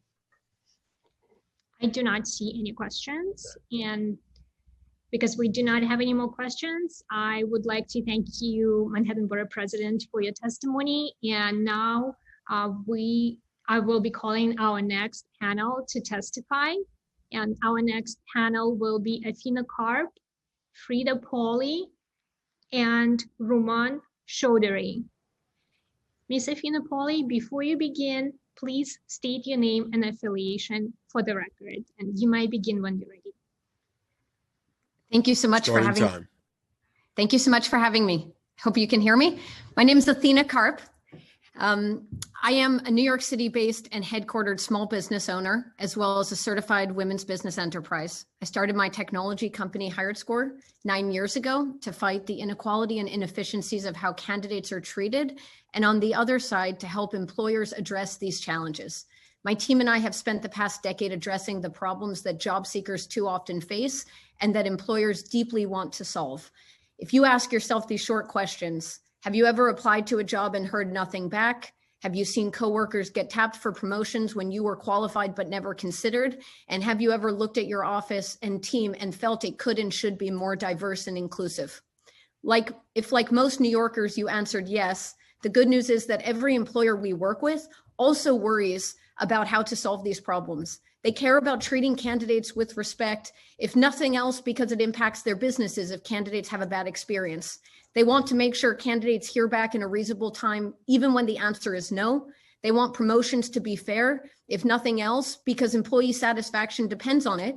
And they want to make workforces more diverse and inclusive. Before technology tools existed, employers only had humans to review an increasingly large volume of candidates. We've heard about that today. With COVID, this has just accelerated further. More than 100% increase in surge in volume is what we've seen, and less jobs open to fill that. On average, our clients get over 100 candidates for every job, and humans are limited to even review half of the people who apply, with 98% of them end up being rejected. When only a human reviews a resume, unfortunately, humans can't unsee the things that often lead to unconscious biases that so many of us are striving to root out. That a candidate went to the alma mater and same school they did, that they grew up in their community, that this person worked at the same company as them. However, with technologies that are properly and carefully designed and tested, employers can ensure that these often conscious and unconscious biases are ignored by design. They are excluded, they are auditable, and they only job-related criteria is considered for every person, and every person who applies is considered fairly. I have seen job seekers and employers in New York dream of a better, more fair and efficient future. This is where technology, especially those that make clear, explainable, and fair decisions, which is possible, can have a positive impact. Today, I'm grateful to speak to this committee about my support for this legislation, especially since my company could be subject to this proposed legislation. As this hearing has made clear, opaque and biased hiring tools can have real negative consequences on the lives of New York workers and workforce diversities. If improperly designed, automated employment decision tools could create challenges for the employers seeking to increase workforce diversity and seeking to comply Time with expired. anti-discrimination laws. The reason I support this legislation is simple. If technologies are used in hiring, the makers of technology and candidates can and should know how they're being evaluated. They should know that their consent was being given. Providers should be able to show that they only use job-related qualifications when considering people. And employers should deserve better information about the implications of the systems they use, as well as ability to differentiate between tested and untested, explainable and unexplainable solutions. Thank you for your testimony. Thank you, Ms. Karp. I will be calling on Ms. Pauly to testify. Ms. Pauly, before you begin, please state your name and affiliation for the record. My name is Dr. Frida Pauly, and I'm the CEO and co-founder of Pymetrics. So I spent 10 years in academia before starting Pymetrics as a neuroscientist at Harvard and MIT. Pymetrics is a vendor of employment selection technology, meaning we would be directly regulated by this legislation's passing. While tech companies are often known to oppose regulation, that is not the perspective I have. I think the public has lost trust in technology, and as technologists, we must focus on transparency as a way to regain trust. This bill is about transparency and accountability, and as such, I support it. As someone who's been building and selling hiring tools for the past several years, in my opinion, there's no reason why clear information about the bias in a hiring tool should not be part of this equation. Luckily, with hiring tools, there is a clear definition of bias put forth by federal law called adverse impact, and we recommend making this bill conform to that. Over the past several months, many employers have made commitments to improving workforce diversity. At the same time, many of these same employers may use HR tools that screen out disproportionate numbers of minorities in hiring. Up to 60% of companies use dated cognitive tests, which show consistent adverse impact and can lead to white candidates being selected at 3 times the rate of minority candidates. This bill is a crucial step to overcoming this disconnect. With transparent information about the fairness of all hiring tools, not just AI, well-intended employers can be empowered to implement diversity-friendly systems. In addition, I strongly support this legislature as someone who believes technology can be a force for good. As an academic neuroscientist, I've spent 10 years studying the brain. And if we're trying to change the minds of people, that's not going to solve diversity. 30 years of research on unconscious bias shows that changing the name on the exact same resume from John to Jamal means that for every 10 interviews John gets, Jamal gets 7. We have tried unconscious bias training. It doesn't work. We have to start changing systems, including hiring systems, not human minds, in order to fix diversity. And algorithms can be intentionally designed to mitigate bias in a way that human minds cannot. And with the audits proposed in this bill, we can ensure that algorithms are held to these higher standards. Implementation is critical. As we've heard from John Paul Farmer, many prominent voices, including some on this call, have produced governance frameworks for ethical AI. However, I want to strongly remind the committee that the scope of this bill is not limited to AI systems. Therefore, the structure of the bias audits must be relevant for all industry players. Further, if the goal of bias audits is to understand how a hiring tool will affect real New Yorkers, which I think is what Lori is saying, the focus of these audits should be on outcomes first and foremost, rather than being concerned with the inner workings, which is a lot of what we've heard about today. The focus on outcomes conforms with the federal law, which looks at adverse impact. So there is a solution here that's simple and easy. Only a focus on these outcomes will allow us to understand if they have biased results. Finally, I have come to believe that many employers in New York are sincere in wanting to improve the diversity of their workforce, and they are looking for solutions to help them. Nevertheless, in order for this legislation to be effective, bias audits must straddle a delicate balance between providing transparent information and not being so arduous as to discourage their implementation. We propose self-funded audits by companies, the results of which report to employers and the HRC, so it will not cost the HRC or the city anything. Thank you for listening. Thank you, Ms. Pauly, for your testimony. I will be calling on Ruman Chaudhary to testify. 1 second. I think Majority Leader has a question for the panel. Thank you, Dr. Pauly. Can you explain to me a bit just how you, can you explain to me just a bit in terms of what happens when the resume changes from John to Jamal? What is it about AI? Was it programmed to? No, so the John and Jamal, Lori, was the human. So it's the human, just like you said, that looks at the resume. And because the name is Jamal, not John, John gets 10 interviews and Jamal only gets 7. And that is unconscious bias that is unremovable from the human brain, as we have seen from decades worth of unconscious bias training. It has nothing to do with AI. I'm talking about the human condition that is impossible to remove unconscious bias from the human brain.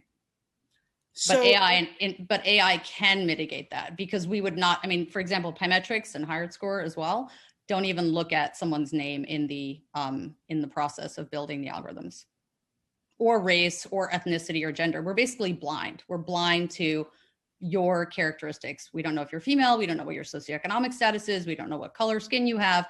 That's the beauty of an algorithmic system. Now, that's the promise of the algorithmic system. However, as many on this call here will tell you, there are such things as proxy variables, meaning if I'm a woman, I play softball, not basketball, not baseball. And that's how Amazon got into trouble. So we have to make sure that these algorithms, while they promise to be unbiased, are actually unbiased. And that's what these bias audits that you are suggesting are so important. Does that make sense? And sorry, I didn't mean to cut you off. No, I guess that makes sense. But like in the case of Amazon, like you said, yeah. I just feel like I'm so naive. I don't even want to. No, you're absolutely not naive. My husband, who thinks he knows a lot about technology, asked the same question. So I think it's very normal to have these types of questions. The reason that the Amazon situation happened is because no one was pre-auditing their technology. So we pre-audit, HiredScore pre-audits, other systems pre-audit, meaning we test to make sure that everyone is being treated fairly. That is something that we are proposing as part of this legislation, is that these results of these pre-audits be put forth and made public. And that way we could actually see an Amazon disaster before it happens and prevent it. Does that make sense? Yes, but okay, here's my $1 million question, and then I'm gonna get out of this. Not at all. These are really important questions. So would you find that in your experience in today's job market that companies, you alluded to it, but is it that companies want to create the dynamics for a diverse workforce? Yes. or do you find that there are companies that still want to maintain, let's just say, a more whiter, more male workforce and purposefully create AI dynamics that are going to maintain the whiter, more male work environment? Because the Jamal and James thing is something that it would appear that if you're creating these algorithms or this intelligence, that you would easily be able to, on the front end, address that. All those different sorts of things, like how you're saying, take the gender out of it, but then you're saying the softball thing. Like, it's all these different things that it would seem people could fix. They can. And that's, I think, exactly the point of this legislation, is that you actually absolutely can. And whether all companies want to do that, Lori, that's beyond my knowing. I think many do, and those are the ones we work with, and I'm sure there are ones that don't, just to be totally honest. But I think there's an increasing number of companies that really genuinely want to fix this problem. It's a very hard problem to solve, as John Paul Farmer and others on this call have mentioned. It's not easy. That's why we have entire technology teams working on this. And as a former academic, the minds working on this in industry are just as strong as the ones in academia. So we've got some good minds on it. That having been said, it does require, the reason we think bias audits are critical is because it will enforce people will then be forced to it's like sunlight is the best disinfectant. If you're saying you're bias mitigated or bias free, but no one is ever holding you accountable, you're not going to push yourself to do your best work and to really look at all the forms of bias, because you can just hide behind, oh, it's a proprietary technology and it's bias mitigated and just trust me. We shouldn't be required to just trust technology companies anymore. They should be held to greater transparency standards. And that's why this bill is so important, is because we're suggesting that there be pre-testing done, which we do, which HiredScore does, which other companies do, so that even before you let an algorithm loose in the wild, you know the impact it's going to have. And that's what's critical. And final question, promise. As John Paul, we spoke about this earlier in terms of the final outcomes. How far away do you think it is for us to be able to see which programs are being able to tell us what's working, who's being hired, who's able to have the most diverse workforce as a result of the AI intelligence that they're utilizing. Because if we don't have that measure in place, in my unexperienced in this world, then what are we doing? Why is this AI even in place if we have no measurable to even determine if it's working, not working, racist, not racist, who's getting hired, who's not getting hired? We've just created something that's doing something with no accountability. Yep. So just to concur with everyone on this call, AI and non-AI systems, have a lot of factors that they're considering. So we cannot say what is the end result on hiring, because while my solution might be used at that very early stage to include a lot of people that might otherwise have been shut out, as Athena mentioned, there's then the interview, and then there's the second round interview, you know what I mean? So then other factors come into place. So we can't look at the end and say, oh, what was the impact of the AI? We have to look at the impact at that very stage that it was implemented. And by the way, this is what federal law does. So we're not recommending anything that doesn't conform with federal law. So all I'm trying to say is that I think it's absolutely critical to start shedding light on the important pieces of hiring, because hiring consists of 3 or 4 different pieces. And the more transparency we can shed on each one of those pieces, and this bill could shed a very important light on one piece of it, maybe multiple, I think we can get to a situation where what you're asking for happens. It's not going to happen overnight. This bill isn't a magic solution that's going to fix everything. It's we think, a very important step in the right direction. And we would say that it's no time to wait, because as this pandemic ravages communities of color and women, it's now more important than ever, I think, to start putting some of these practices in place. So thank you. So thank you, Doctor. I just have one question on assessing the outcomes. Yep. Do you see a day when, and just to piggyback on Majority Leader Cumbo's the questioning, do you think someday that we'll get pharmaceuticals, some kind of stamp of approval, 5-star rating, software that we can rely on? Do you think we're not there yet? Obviously, we got a long way to go.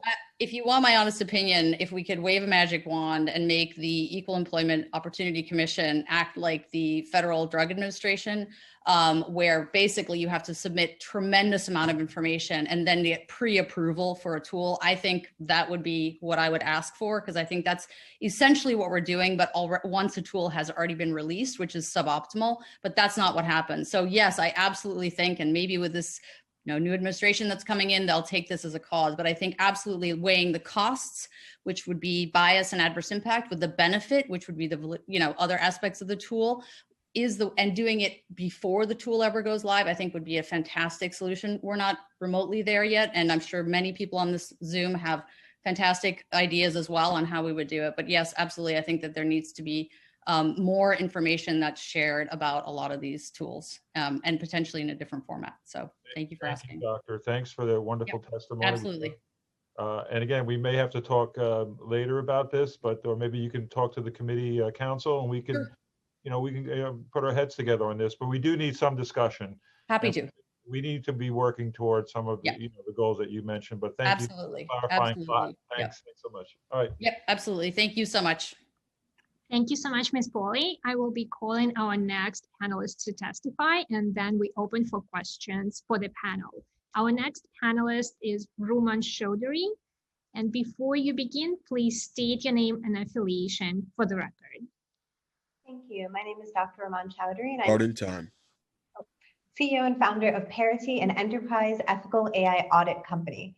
As a leader in the applied responsible AI community, both as founder of Parity and formally as Accenture's global lead for responsible AI, I applaud the city's foresight in proactively addressing the harms that can be introduced by automated decision-making systems, and in particular, employment algorithms.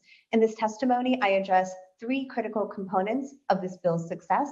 First, constructing an actionable audit. Second, instituting methods of citizen redress and highlighting harms. And third, providing a pathway for companies subject to this audit to share their process output without revealing intellectual property or exposing their data. These parts are necessary to create a successful, cyclical, self-reinforcing, and evolving audit methodology. First, introducing mandatory audits of HR algorithms is a necessary first step in ensuring responsible use of these systems. However, the current state of practice in our industry, as many have mentioned on this call, is that no clear standards or universally accepted guidelines exist to perform model audits. To date, audits range from purely qualitative assessments that result in lengthy documentation to purely technical platform-based implementations that assess only the technology and its outcomes. Both are insufficient.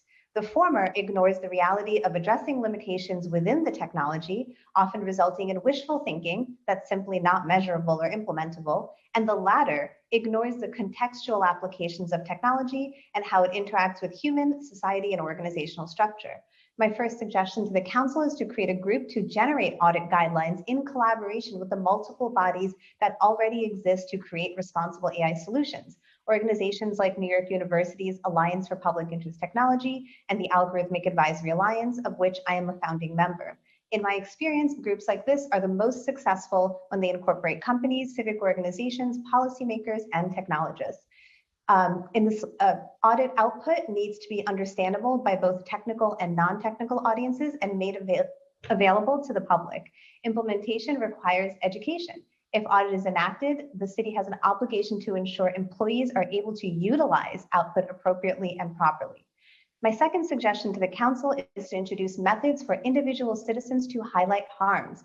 While transparency is laudable, it ignores the power dynamic that exists between employers and employees, as the majority leader has raised. Notification of algorithmic usage without a clear method to redress will not be beneficial and will likely raise more questions than it will answer.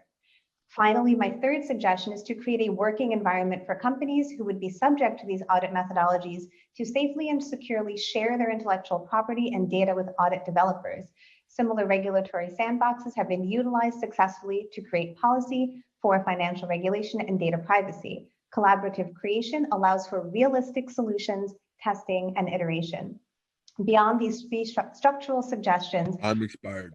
To the city is to align with local, national, and international best practices and policies currently in development.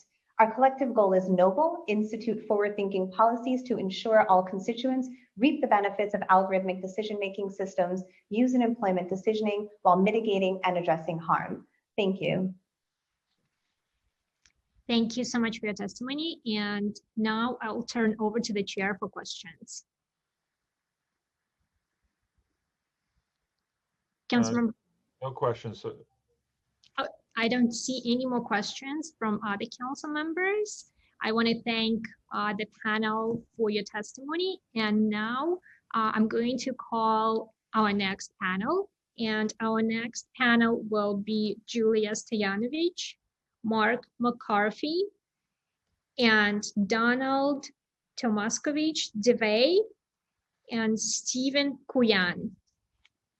Professor Stoyanovich, before you start, please say your name and affiliation for the record. Starting time.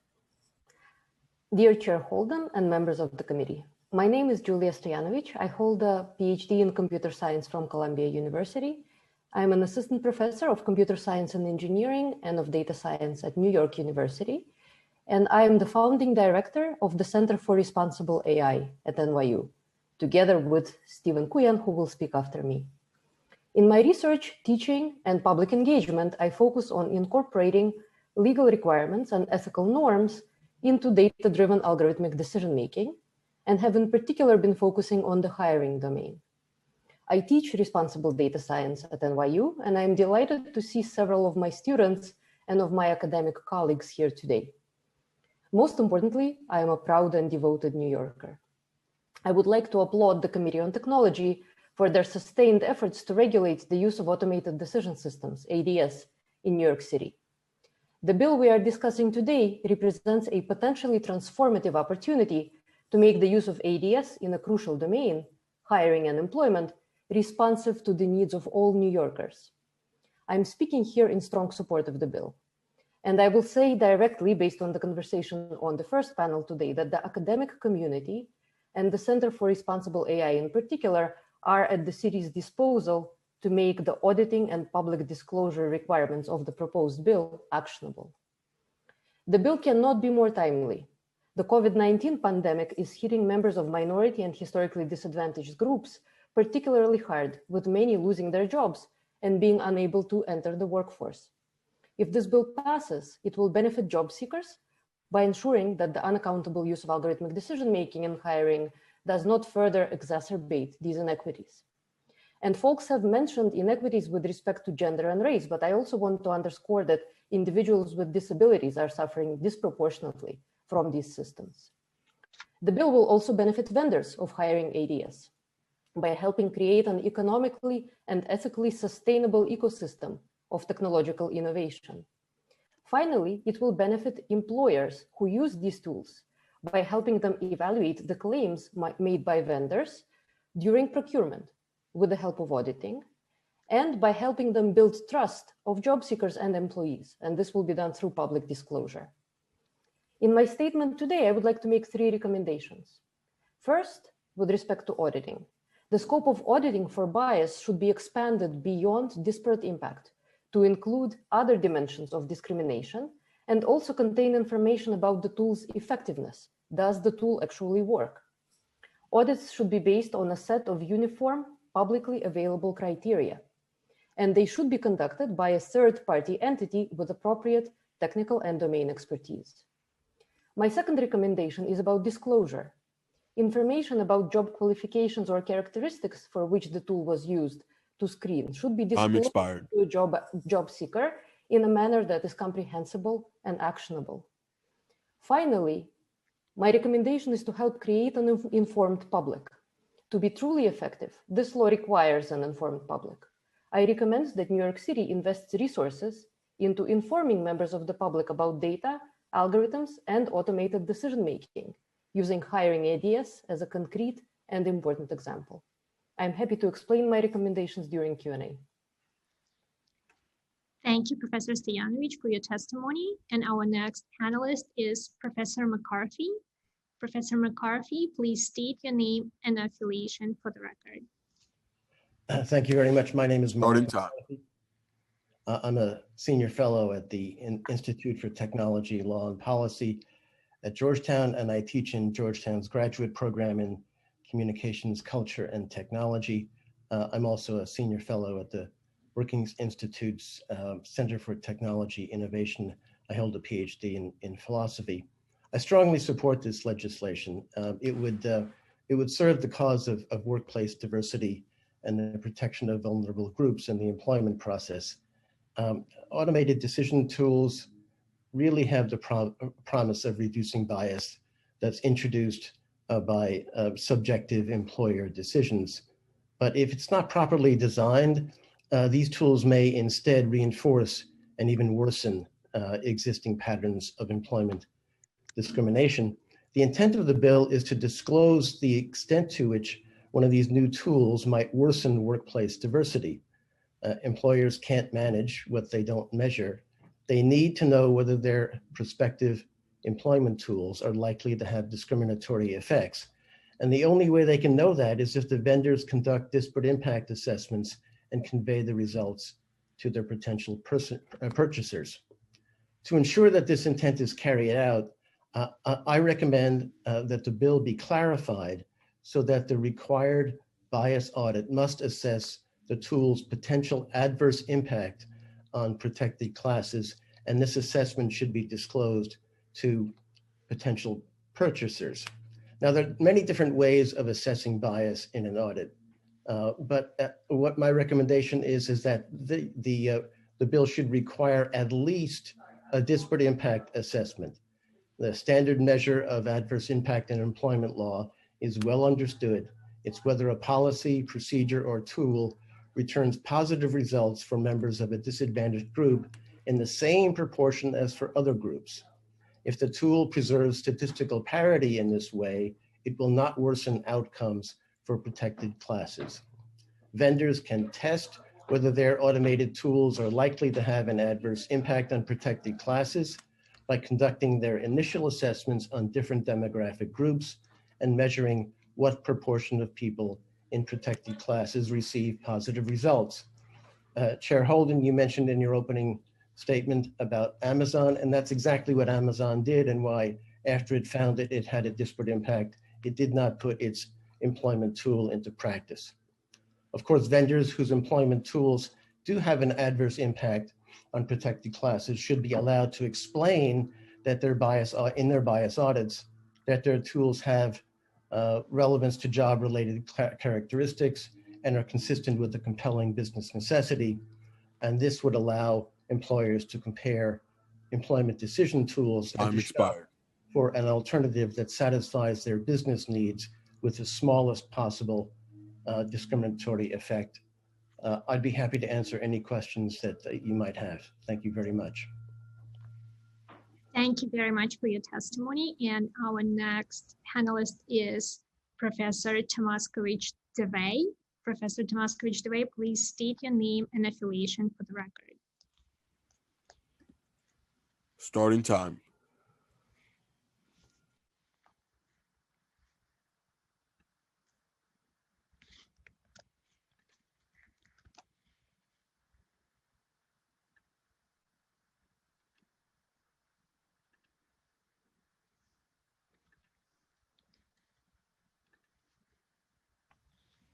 I think you're still on mute. Just give us a moment. Can we unmute the professor? Here we go. Okay. Sergeant Leonardo, sorry about that. I apologize for that. Good afternoon, everyone. My name is Donald Tomaskovich Devey. I'm the director of the Center for Employment Equity at the University of Massachusetts. Our center is concerned with promoting equitable workplaces and using scientific research to figure out what works and what doesn't. My testimony today is supportive of the bias audit bill, and I'm proud of New York City for considering it. The best organizational research shows that the most effective approach to promoting equal opportunity employment decisions is to develop appropriate goals and metrics, share them with stakeholders, and embrace accountability for outcomes. When thinking about hiring technologies, this implies both demonstrating their connection to the actual work being performed and ensuring that the results of their recommendations are not biased for or against particular demographic groups. It also requires transparency to users, both the job seekers and the employers, as to the results of these bias audits so that they understand the potential for bias and can choose technologies that minimize or preferably eradicate bias in their recommendations. Prior studies of diversity policy efficacy have found that accountability structures lead to clear improvements in the representation of women and minorities. If no one is accountable, change is unlikely. And transparency can serve as a powerful foundation for accountability, empowering decision makers and employees alike. So that both the transparency and accountability aspects of this audit tool are important. When organizations make their employment processes transparent, managers and job applicants better understand how decisions happen. In this case, it's essential that the purchasers of hiring tools and technologies understand how the selection devices work, that they have an opportunity to look under the hood as needed, to understand the potential sources of bias with regard to race or gender, and most importantly, that they are armed with clear, solid metrics associated with both expected and actual performance on different demographic groups. Race and gender bias can also arise based on its association with proxy variables such as social class. For example, if the employee screening technology is based on a firm's current workforce, and that firm has tended to hire from Ivy League schools rather than CUNY or my alma mater, Fordham, an unsupervised algorithm will tend to neglect the good New York candidates. We don't want that. This result is, however, not inevitable, as hiring technologies can be designed to discover this type of bias and root it out. Without that proper transparency and auditing, however, it's hard to know if this is happening, and it's even hard to get the firms to do it. At this point, it's clear that many in the AI machine learning community recognize these biases are there in the design and data and algorithmic decision making, but it's also clear that these can be audited and bias removed. It's not really a difficult technical problem. There are firms that do this already. I want to conclude with a couple of points. The first is automated employment selection tools can give the misleading sense to managers that there's no bias in their decision-making because they don't feel like they're making the decisions anymore. This idea of fairness by blindness can give a false sense of security that can lead managers to assume rather than promote bias-free workplaces. Finally, I support this bill because it introduces clear metrics and transparency and empowers decision makers to reduce bias in their employment decisions. I also think it's clear that this industry has already demonstrated it's unlikely to police itself, but some firms like Pymetrics already do. So this is possible. It's technologically feasible now. Thank you so much for your time, and I'm happy to answer any questions. Thank you very much, Professor. I will now turn over to Chair for questions. Yes, this is a great panel again. We have some experts with wonderful testimony. Let me just ask a question. Should the disclosure requirements be applicable to other automated decision systems other than hiring related systems? I'll ask the entire panel. Anybody wants to jump in? If we can unmute them. Yes, Julia? Professor? Sure. It's Mark McCarthy. I'm happy to suggest that the kind of disparate impact assessment that I think the bill implicitly calls for and should be clarified to actually contain, it's the kind of disparate impact assessment that should be conducted whenever an automated decision system has a consequential impact on people's lives. Employment is clearly an important area, but there are many, many others. If a system is going to be involved in granting credit or insurance, if it's going to affect a person's life in a significant way, there should be a disparate impact assessment done. Maybe if I can step in as well. So we have been talking about public disclosure here, right? And we have been focusing on bias, and that's extremely important. But the public disclosure component of this bill is what makes it unique. And this is also something that is extremely important for a number of domains, including algorithmic hiring. And algorithmic hiring is going to give us this fertile ground in which to actually try out ideas and make things concrete. This is one of the admittedly failures of the Automated Decision Systems Task Force on which I served, was trying to boil the ocean and not actually delivering on anything concrete. And this is what we can do here. So in terms of actually developing disclosure mechanisms, my favorite idea here is based on this metaphor of a nutritional label that can be used to explain outcomes to individuals about why they were or weren't hired. Most likely they will want to know why they weren't hired. It can be used to explain specific features that were used to decide on their candidacy, and not just list these features, but actually explain why these features are relevant, deemed relevant for their performance on the job. Because if I'm denied employment, I don't want to know that this is because my name is not Jared and I don't play lacrosse. This is an anecdote that many of us are familiar with, of these tools actually exhibiting bias in this way. What I do want to know is, what were these features? Show me a label. To what extent do they impact my success or my failure to get this position? And there's more that I can say, but I'm happy to let others speak. Yeah, I would like to respond as well. I think that what we're looking at is a technology that's at one part of this employment relationship, the hiring relationship. Majority Leader Cumbo mentioned before that she's got a bill, a pay equity bill. Pay equity analyses of firms are also an audit technology. Most firms keep the results of those audits very close to the vest. They don't make them publicly available. Dr. Poli talked before about if the EEOC worked like the Food and Drug Administration, we'd have a lot more transparency. Actually, the history of the EEOC, there's a great deal of confidentiality was granted to firms back in 1964. If the EEOC had been founded in 1972, when the Environmental Protection Agency was founded, or OSHA, we would know exactly what the firms are doing. And I actually think that it's the leadership of local cities and states that's going to increase transparency.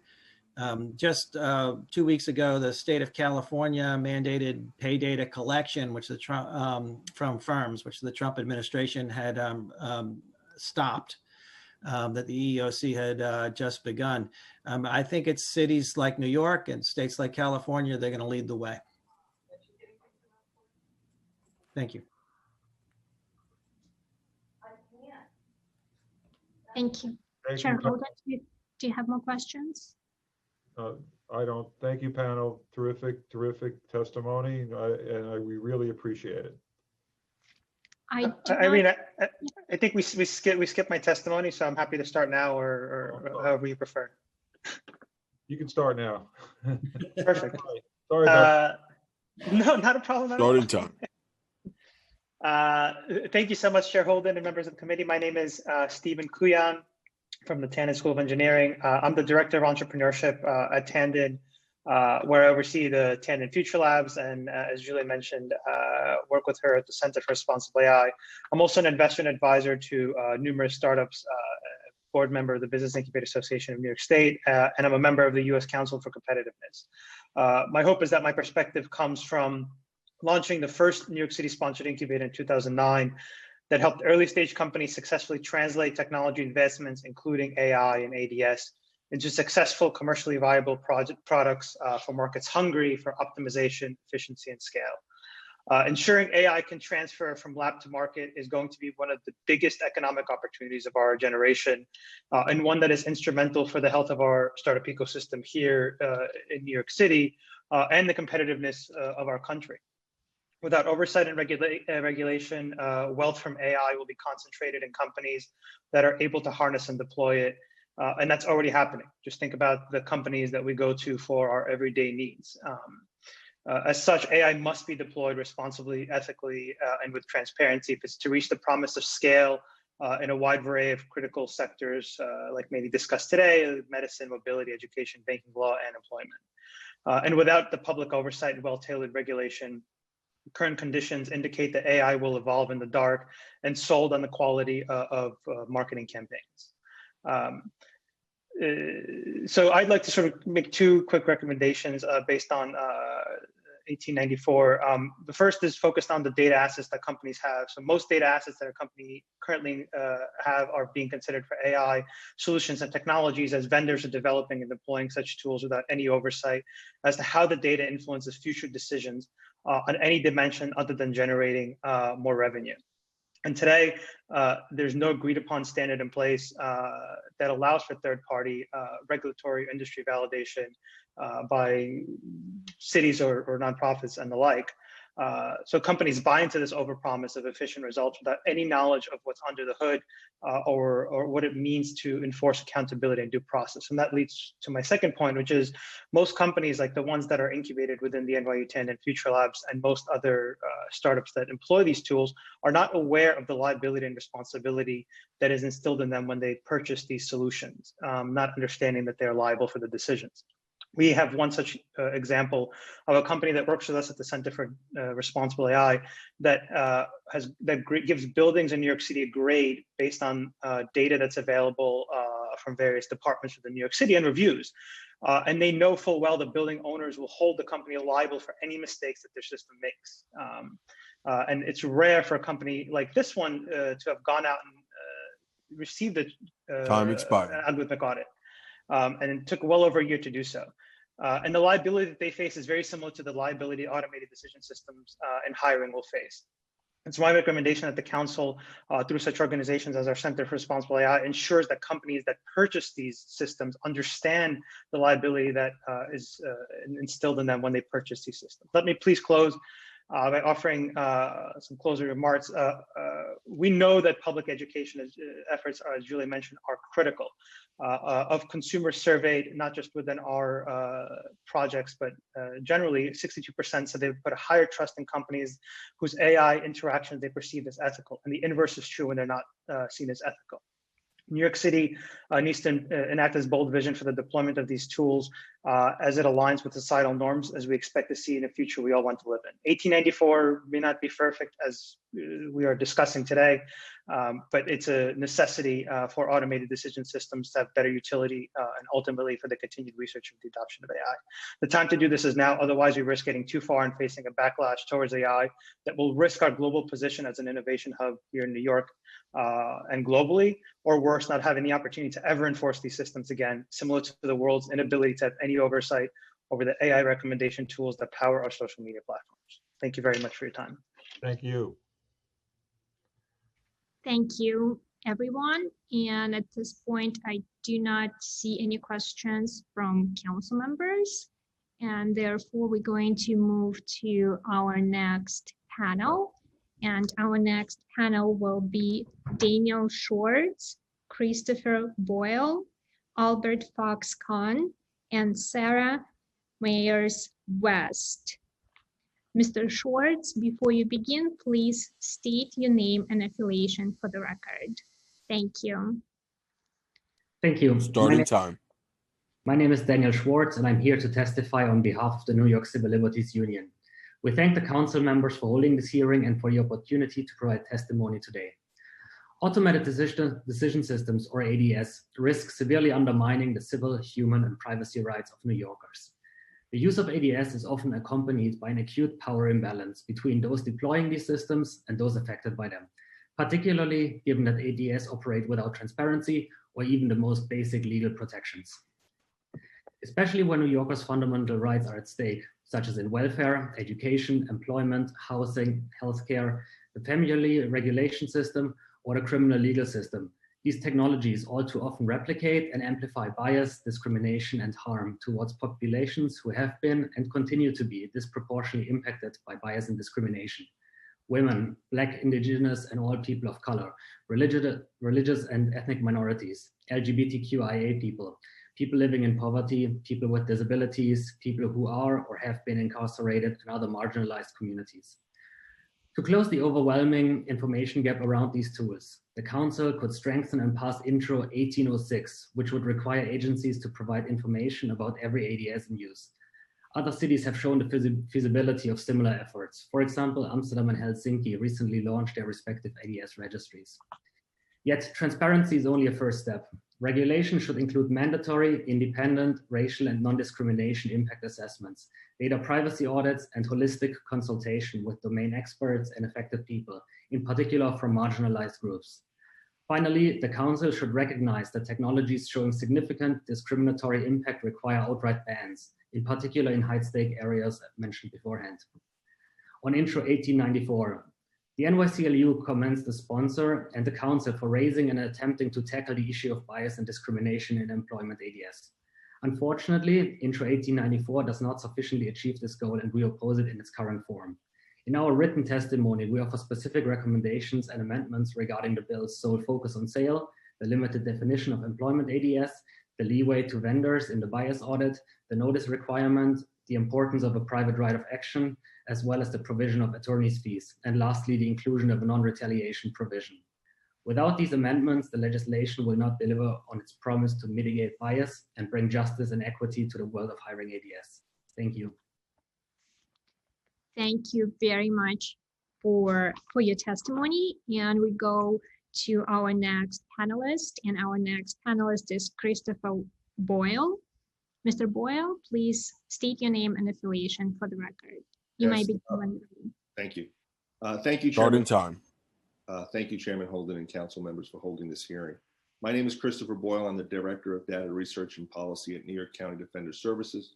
We are a public defense office that represents New Yorkers in thousands of cases in Manhattan's criminal and Supreme Courts every year. Automated decision systems are routinely used to inform actions at every step of the legal system. While a primary objective of such programs is to eliminate the effects of the race or class biases Numerous studies have shown that without proper oversight, risk assessments unintentionally amplify these biases under the guise of science.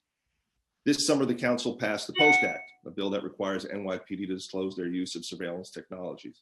The first disclosure by the NYPD will be due in early 2021, and this bill is critical to help us understand what technology the NYPD relies on to surveil our clients and communities. The POST Act is a long overdue reform that NYCDS strongly supports, but the city still has a long way to go. At present, we do not have access to information regarding how many ADSs are used in New York City in the criminal legal system, nor do we know for what purposes they are being implemented, and this must change. Earlier this year, I testified before this committee in favor of 2 bills related to reporting on automated decision systems used by city agencies. To date, these bills have not been passed, and I urge this committee to bring these bills to a vote. NYCDS strongly supports Intro 1894-2020, a bill on today's agenda that would regulate the use of automated employment decision tools, AEDTs, in the hiring process. The bill would require both pre-sale and freely post-sale audits for bias, require employment candidates to be notified within 30 days if the AEDT was used to assess their candidacy and for what specific purpose, and impose a penalty for non-compliance. We believe that Initiative 1894 will help to protect people from bias from the AEDTs, yet we urge the council to consider the following 2 things. First, this bill, which is limited to employment hiring context, goes a lot further than the POST Act or the transparency bills considered by this committee in January. We strongly believe that people should be protected from bias when seeking employment, but we also believe that this same level of protection should be extended to people facing the loss of their liberty in the criminal legal system. The technology covered by the POST Act does not cover algorithmic tools created and used by the non-police actors in the system. Such tools include risk assessment tools, where outputs are used by judges to make bail determinations, or the DNA software like StarMix, licensed by our crime lab to attempt to interpret complex DNA mixtures in criminal cases.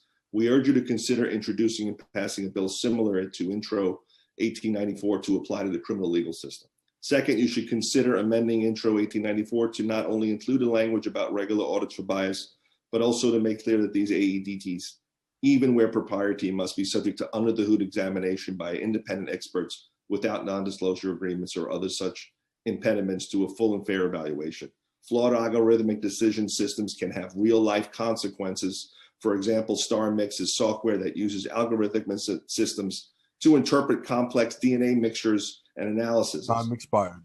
In 2015, an error in the underlying StarMix code led to problems in 60 criminal cases in Australia.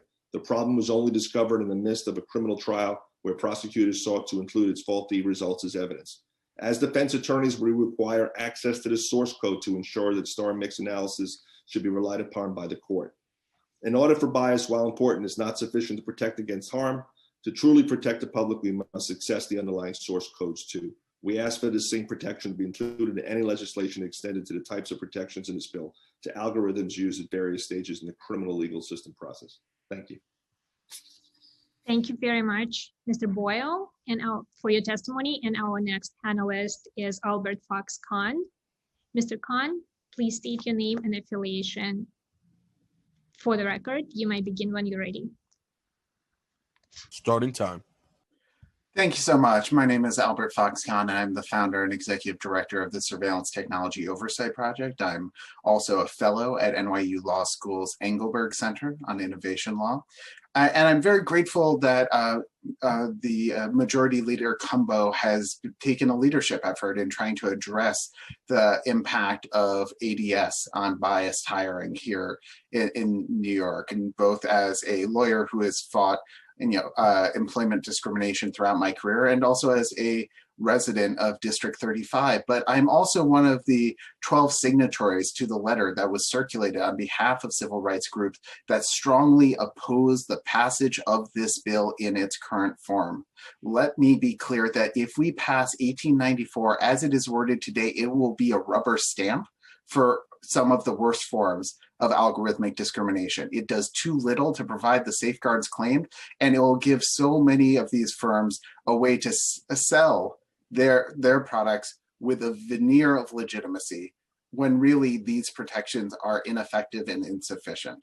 Having internal audits conducted by companies on their own software is allowing the fox to guard the henhouse. It does not give us an accurate assessment of the impact that these tools have. It does not give us a meaningful way to combat bias in automated decision systems. And despite all of the claims that ADS can counter human bias, the track record is far from persuasive. We see that ADS can be just as biased, if not more biased, than human decision making. And that when we allow this technology into our hiring process, we put the livelihoods of millions of New Yorkers at risk. And we have to have stronger protections, because if we put this bill forward as it is drafted today, it will be a selling point for people who can pass this minimum level of due diligence to move forward in selling their flawed software to employers and really giving robbing New Yorkers of their day in court when they face discrimination. We need a private right of action. We need attorney's fees. We need this to apply to government hiring as well, making sure that city employees have the exact same rights as private employees under this bill. We need to have a banned list that prohibits the use of any ADS that has been found to be biased in the prior 12 months. And we need a much more comprehensive framework for what constitutes inappropriate bias in hiring systems. This is a hard thing to do. I've been trying to help the city with this for multiple years, including previously through work with the Automated Decision Systems Task Force. I know it is not easy to define these terms and to lay out solutions, but we have to do better. We need to listen to advocates. I urge the council to incorporate the feedback from the signatories to this letter. Thank you. Thank you very much, Mr. Khan, for your testimony. And we're going to our next panelist. And our next panelist is Sarah Mayers-West. Ms. Mayers-West, please state your name and affiliation for the record. Good afternoon, Chair Holden and members of the Committee on Technology. My name is Dr. Sarah Myers-West, and I am a postdoctoral researcher at the AI Now Institute, an interdisciplinary research center at New York University that focuses on the social implications of artificial intelligence. The City Council's scrutiny of this space is particularly needed in a moment where workers are facing increasing precarity in the wake of the pandemic. It's critical that regulation of this space be designed to provide the support that workers will need in protecting themselves against employment discrimination. In July, the AI Now Institute joined 23 other civil rights, employment, and privacy organizations by signing a set of civil rights principles for hiring assessment technologies. Building on these principles, my testimony makes two primary points. One, that this is a space in urgent need of increased accountability and oversight. Two, that bias as it surfaces in these tools cannot be separated out from historic and present day patterns of employment discrimination. And in fact, that the research suggests that these tools could introduce new forms of bias. The tools that INT 1894 aims to regulate are already in wide use across a wide range of industries and job categories. And in the absence of clear standards of oversight and evaluation, these systems are already being used to make important decisions throughout the entire hiring process, from who gets targeted with a job ad to who might be called in for an interview to what salary might be offered to a candidate. Candidates are often unaware when these systems are in use. They're unaware of what qualifications would be taken into account when making decisions about whether or not they get a job. And thus they're unable to identify or marshal the necessary evidence when discrimination takes place, let alone aggregate the data across multiple individuals necessary to challenge it. But while transparency and disclosure are very important steps toward ensuring accountability in the use of automated employment decision tools, they're really only the first of many. Studies of these systems raise significant doubt as to whether they work as advertised.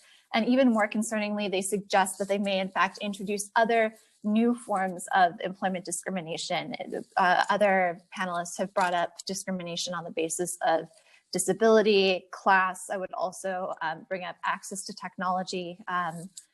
At present, there is also a worrying lack of well-defined best practices as to appropriate methods for debiasing or auditing these systems.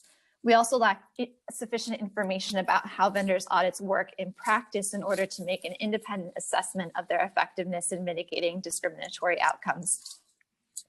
Given their prevalence, it's thus deeply concerning how little we know about whether automated employment decisions systems work, let alone what kinds of harms they introduce. Thus, while the INT 1894 bill addresses an area sorely in need of close scrutiny, we are concerned that at present this bill could allow for the perpetuation of discriminatory hiring practices and in the end legitimize tools that could even compound their effects. Thank you very much for your time. Thank you very much for your testimony. And now I will turn over to our chair for questions. Thank you. It's another great panel. I think we're all hearing that from this panel that they support the bill, but it doesn't go far enough. So certainly your recommendations, if you can give us some testimony, that we'd like to obviously look at that. I'd like to ask this panel, do the penalties listed in the proposed bill, does it do enough to encourage compliance in your estimation?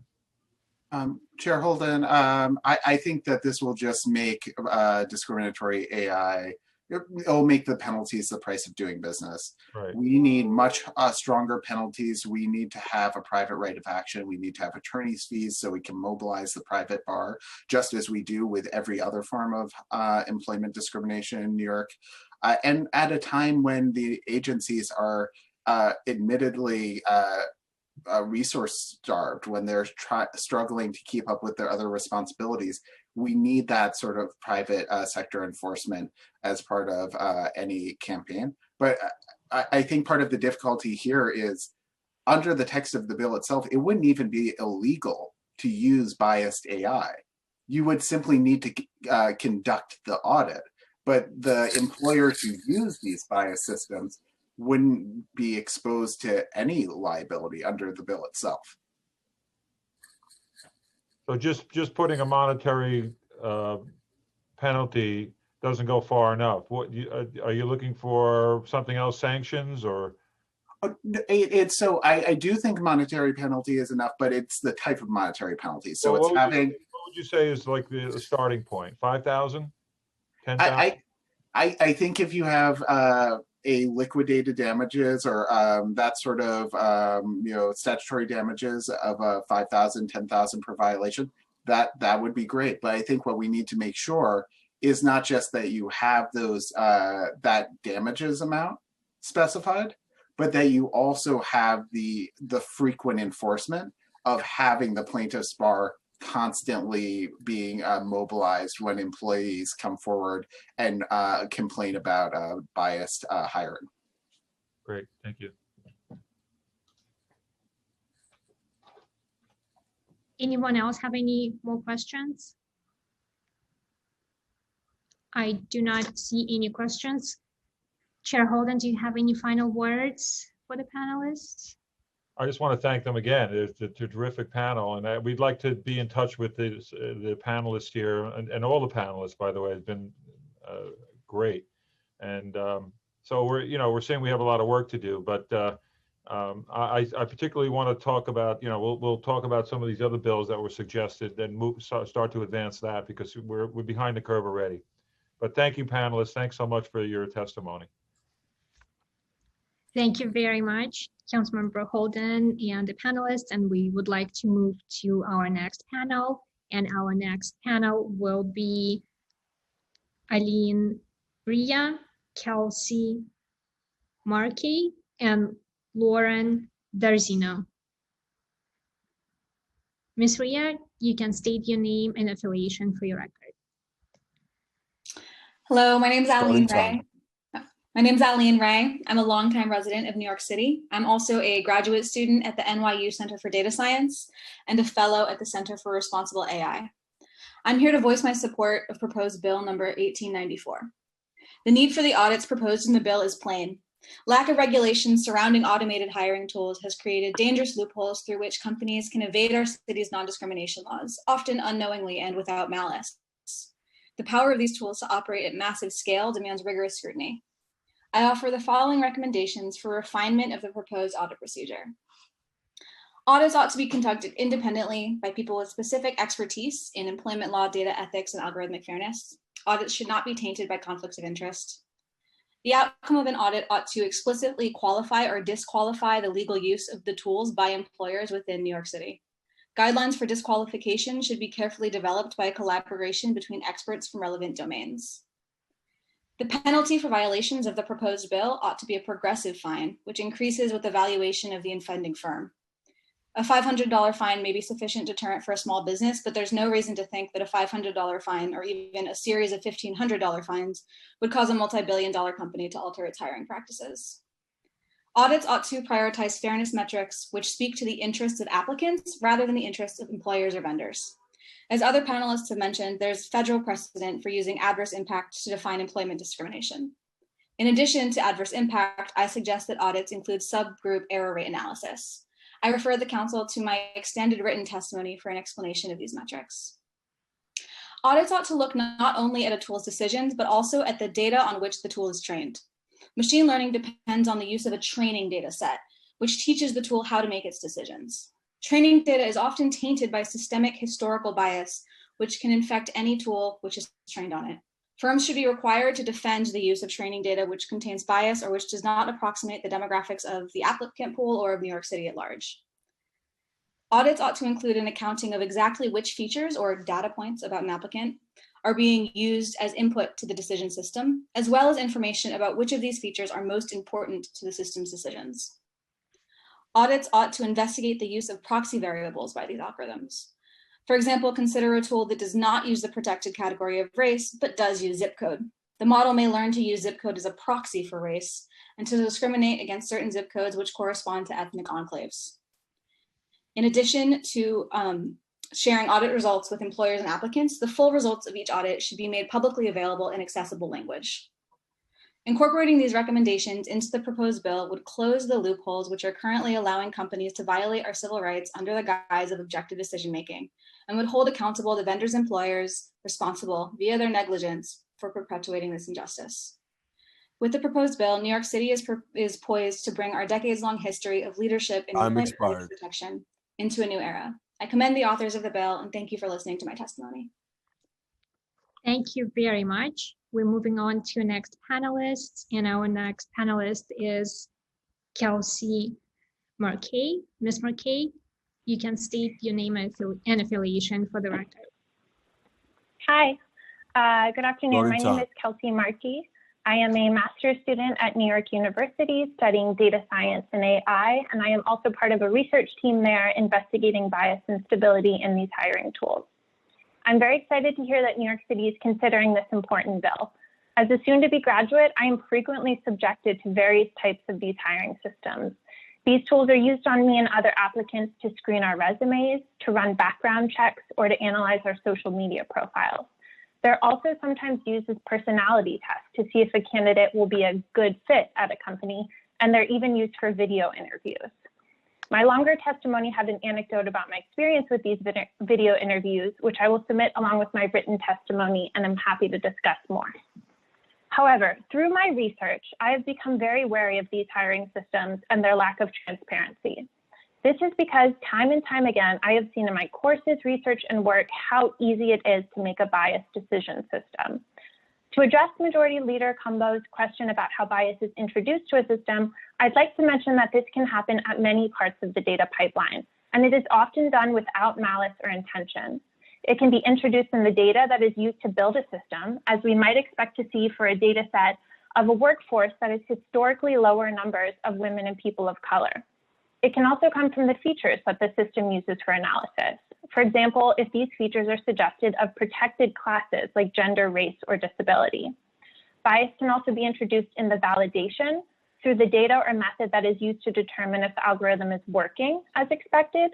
And it can also be introduced to the technical implementation of the system, such as if the tool is applied to all candidates or just some. As part of my data science education, I have learned how to assess systems for potential bias throughout the data pipeline. However, when tools such as these are completely unavailable to the public, none of these questions can be answered. Transparency of these hiring systems is essential because it ensures accountability to the public and it facilitates audit by experienced computer and data scientists. This country has long said that discrimination is not welcome in hiring. So I ask you today, why are we not also holding these algorithms to the same standards? My recommendations for this bill are as follows.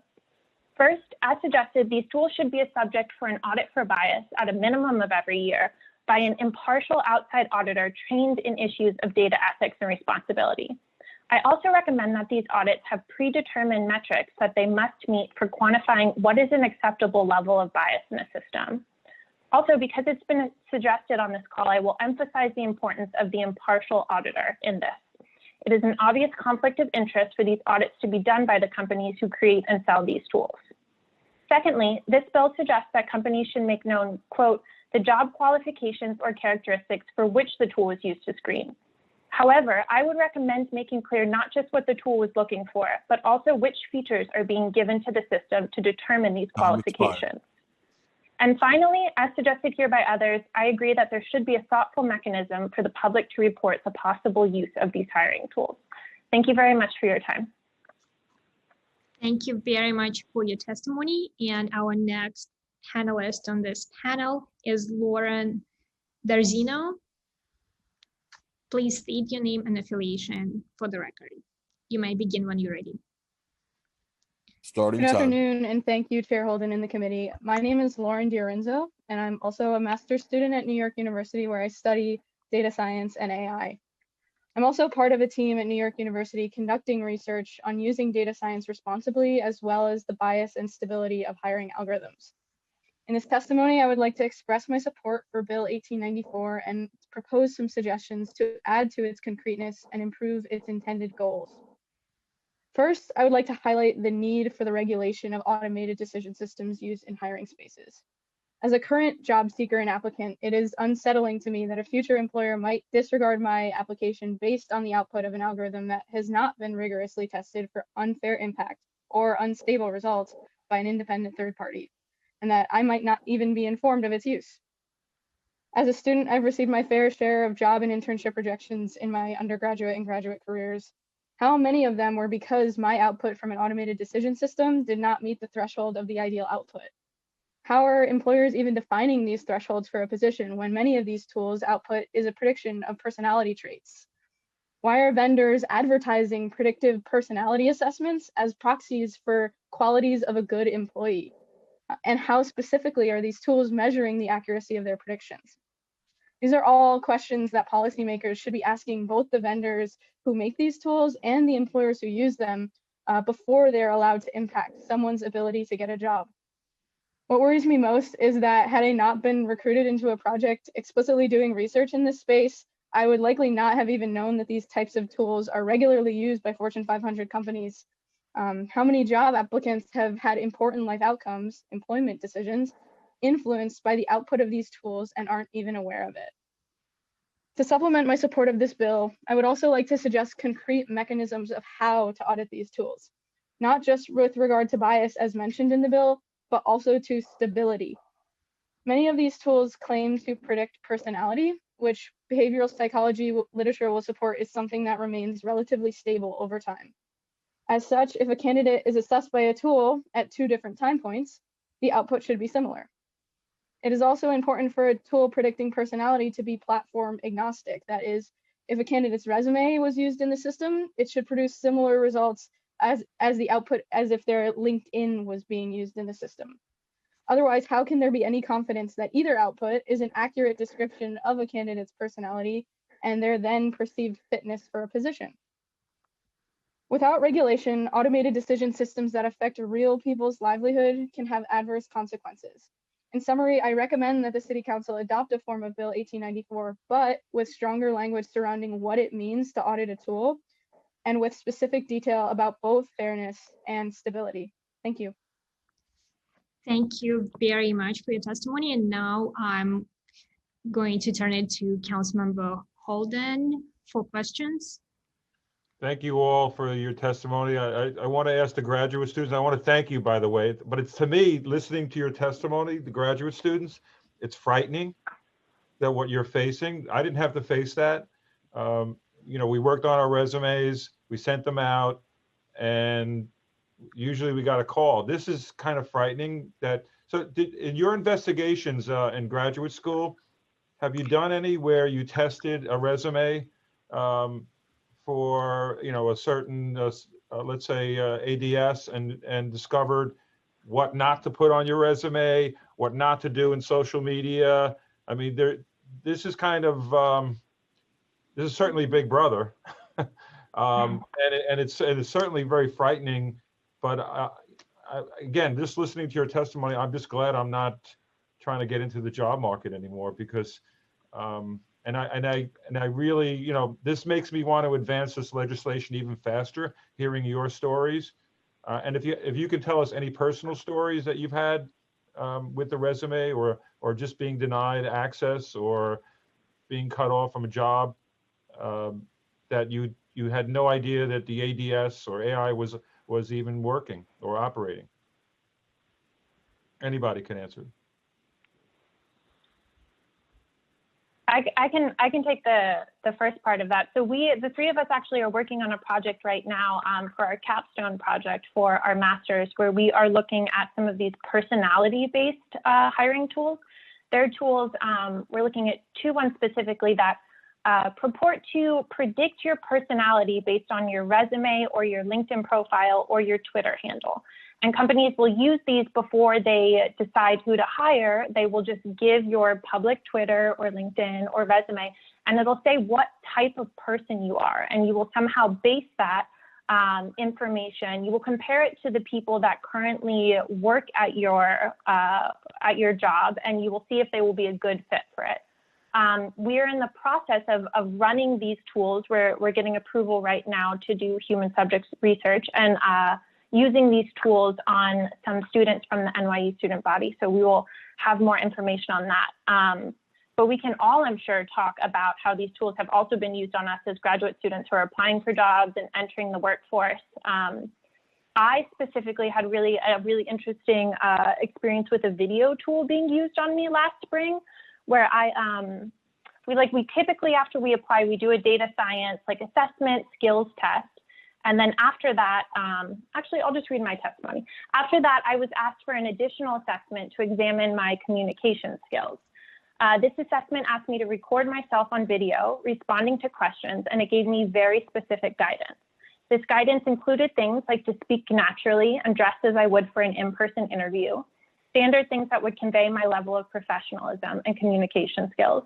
However, it also had some more unusual points, like how my video should be well lit with a neutral background, how I should not wear any prints or have any clutter around, and that I should maintain eye contact and smile throughout the video.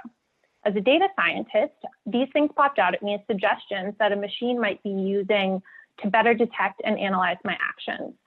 After further investigation, I learned that video tools like these are increasingly common in analyzing potential job candidates. That likely my facial movements, word choice, and speaking voice was being used to compare me to other applicants and to give me a score based on how employable I was. I personally, as someone who has struggled with anxiety and nervousness much of my life, was terrified. What if I had a nervous shake in my voice or a tremble in my hands? Would that mark me as non-employable? What about non-native speakers who had accents or different vocabularies? And the whole point of, was I being told not to wear distracting prints? Was this because the system was somehow parsing out my skin color or body shape? I mean, I'll leave the rest for my testimony, but I'll just point out that there are so many questions about these things, and there is no knowledge known about how they are being used on us, and just rampant possibility for discrimination, which is why these audits are very important. This is frightening. Thank you so much for that. Anybody else? Okay, thank you, panel. Great information. I appreciate, and good luck in graduate school, and good luck finding a job. It is we're going to try to make it easier, but based on your input, we can. Thank you so much. Thank you. Thank you very much. I do not see any more questions, and now I would like to move to our next panel. And our next panel will be Kirsten John Foy, Arva Rice, and Andrew Hamilton. Kirsten John Foy, Please, you might begin when you're ready, and please state your name and affiliation for the record. Thank you. Sure, it is Reverend John Foy. I am the president and CEO of the Arc of Justice. We are a national civil rights organization based in New York City. I want to thank the Technology Committee and the staff of the council for permitting me to share our thoughts on such groundbreaking legislation. I want to bring greetings to my fellow panelists, certainly Arva Rice and others. Each of our group has seen and experienced the wreckage of the pandemic on New York public health and economy firsthand. And of course, we are doing all that we can to get New Yorkers back on their feet, back at jobs, and able to thrive in the city. But our work alone will be hardly sufficient in ensuring a fair recovery in all 5 boroughs. That's why we implore the Technology Committee and the entire New York City Council to pass Intro 1894. The shaky recovery is underway, and we have no time to waste to make sure it is equitable. Slowly but surely, companies in the city are hiring workers once again, and increasingly, companies are using automated technologies to guide their hiring decisions. Large companies in particular can receive hundreds of applications for a single job opening. New technologies can scale the evaluation process without requiring individuals to shift and sift through resume after resume. But just as human biases have led to job discrimination against people of color and women for generations, hiring technologies can also lead to unfair outcomes. However, we are confident that this legislation will reduce discrimination in hiring by requiring that vendors audit their technology annually to show whether their offerings are leading to hiring decisions that do not have an adverse impact on people of color and women. Job applicants seeking employment during one of the worst economic periods ever for our city should not have the additional worry and burden of being discriminated against through technology. With mandated audits, these technologies will actually be an improvement over the traditional ways most companies now hire, provided that we have the appropriate regulation as it represented in 1894. And job applicants also deserve to know how they are being evaluated for an opening. For so much of our lives, we have assumed that HR reps are reviewing our resumes, assessing our skills during interviews, and calling our references. But with artificial intelligence now playing a role, applicants should know these new systems are conducting the reviews. That's why we are appreciative of the City Council requiring that all job applicants be given notice when employers are subjecting them to automated technologies. The legislation comes at a critical and crucial time for our communities. New York's oft-overlooked residents play an integral role in New York's economy, culture, Time and expired. but they have never fully enjoyed the fruits of the city's economic largesse. This law will help change that paradigm. We need to encourage companies to choose workers based on their skills and experience, not on how they look or the zip code from whence they come. We are also thrilled that 2 Black women who represent where so many of our clients and our constituents and our neighbors live, Majority Leader Lori Cumbo and Councilmember Alika Ampry Samuels, are spearheading efforts to pass this bill. Technology should serve everyone equally, and we are inspired to see technology policy being led by women of color who are often forced to the sidelines of this industry. We hope their leadership serves as an example for legislators of color throughout the nation.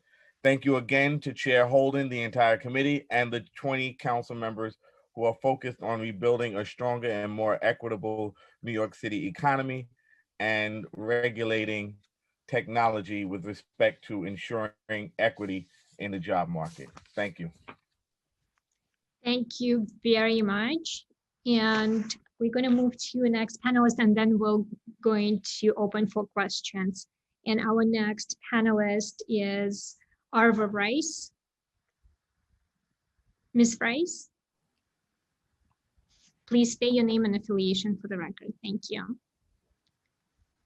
Starting time.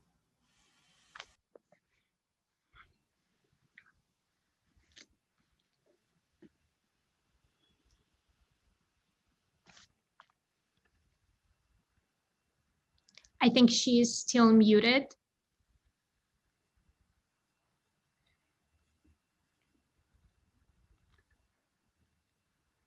Ms. Rice, could you unmute yourself? Okay. Okay, you're unmuted now. Good. All right. Let me try that again. Starting time. No, it's good. Okay. Sorry about that. Let me start again. I'm Arva Rice, President and CEO of the New York Urban League. Thank you to Chair Holden and the Technology Committee for holding a hearing on such a forward-thinking bill that we no doubt better protect workers who have been historically discriminated against. Our organization is currently celebrating its centennial, an achievement we are proud of, and one we are using to redouble our efforts to bring meaningful improvement to the lives of Black New Yorkers. To mark the occasion, we are releasing a comprehensive report on November 22nd, The State of Black New York. The report reveals deep racial disparities in the city and also makes specific policy recommendations to guarantee a fairer New York City emerges from the ashes of this pandemic. Among our core policy proposals is getting behind the passage of Intro 1894. That's because I see discrimination in hiring all the time. Specifically, the New York Urban League works with too many talented and bright young professionals who never get calls back. I recently referred one young person who was bilingual to a fintech company, but he would not even get a return call. They ultimately landed a job elsewhere where they were promoted twice in less than 1 year. Indeed, far too many companies fail to take Black and brown job applicants seriously. Earlier this fall, Wells Fargo CEO blamed the lack of diversity in corporate America on the lack of qualified Black workers in the talent pipeline. The assumption here is that there is nothing inherently wrong with the process large companies use to screen job candidates. According to this perspective, employers can set whatever standards they want for prospective applicants, even if those standards perpetuate systemic inequality. In addition, I recently explained the importance of this legislation in a Blavity opinion piece I co-authored with your colleague, Councilwoman Alika Ampry-Samuel. As Councilmember Ampry-Samuel has shared, she would occasionally whiten her resume from Alika to Alicia prior to her career as an elected official to increase her chances of getting a call back for an interview. Her experience is backed by numerous studies. When a person with a white-sounding name submits their resume, they receive 50% more callbacks over someone with a Black-sounding name. Many people of color have internalized this bias against us, and it damages our self-worth and our self-esteem as a result. So whether or not employees are willing to admit it, there's a real problem with how Black workers are evaluated. Beyond unconscious bias creeping into how resumes are traditionally reviewed, referral programs also keep certain workers down. Over 1/3 of US workers get their current job from a referral, but a Black woman is 35% less likely to get this kind of boost than a white man in a similar position. So after decades of not seeing real improvement in workplace diversity or pay equity, we need to accelerate our efforts and push our culture to reevaluate hiring so that all New Yorkers, not just the privileged few, have a fair shot in hearing the magic words, "You're hired." Time expired. Thank you for, hopefully this testimony has made plain that employees need to stop blaming unqualified candidates and start questioning their hiring process. And that's why this bill is so unique. It will guide companies towards a better and more equitable way of choosing job candidates. Thank you for the opportunity to share my support for Law 1894-2020. Thank you. Thank you very much again for your testimony. We have one more panelist on this panel, and then we'll open for questions. And I see that we already have questions. And our next panelist is Andrew Hamilton. Mr. Hamilton, please state your name and affiliation for the record. Starting time. Hello, good afternoon, everyone. My name is Andrew Hamilton. I am the president of the National Black MBA Association Metro New York chapter. I'd like to thank everyone for allowing me to talk and testify from my point of view why this bill is so important. I'm here to share the support for 1894-2020, the sale of automated employment decision tools. The Black MBA Association, which was founded over 50 years ago, the New York chapter over 26 years ago, is all about uplifting Black professionals and connecting members the jobs they deserve. Our initiatives include career fairs, education opportunities, and mentorship. Since COVID, we have expanded our efforts by tripling our frequency of virtual job fairs in New York. Attendance has tripled, with over 500 people attending in September 2020. My role is a volunteer position, but I also work tirelessly with over 200 companies to move the needle in job placement and creation in New York City.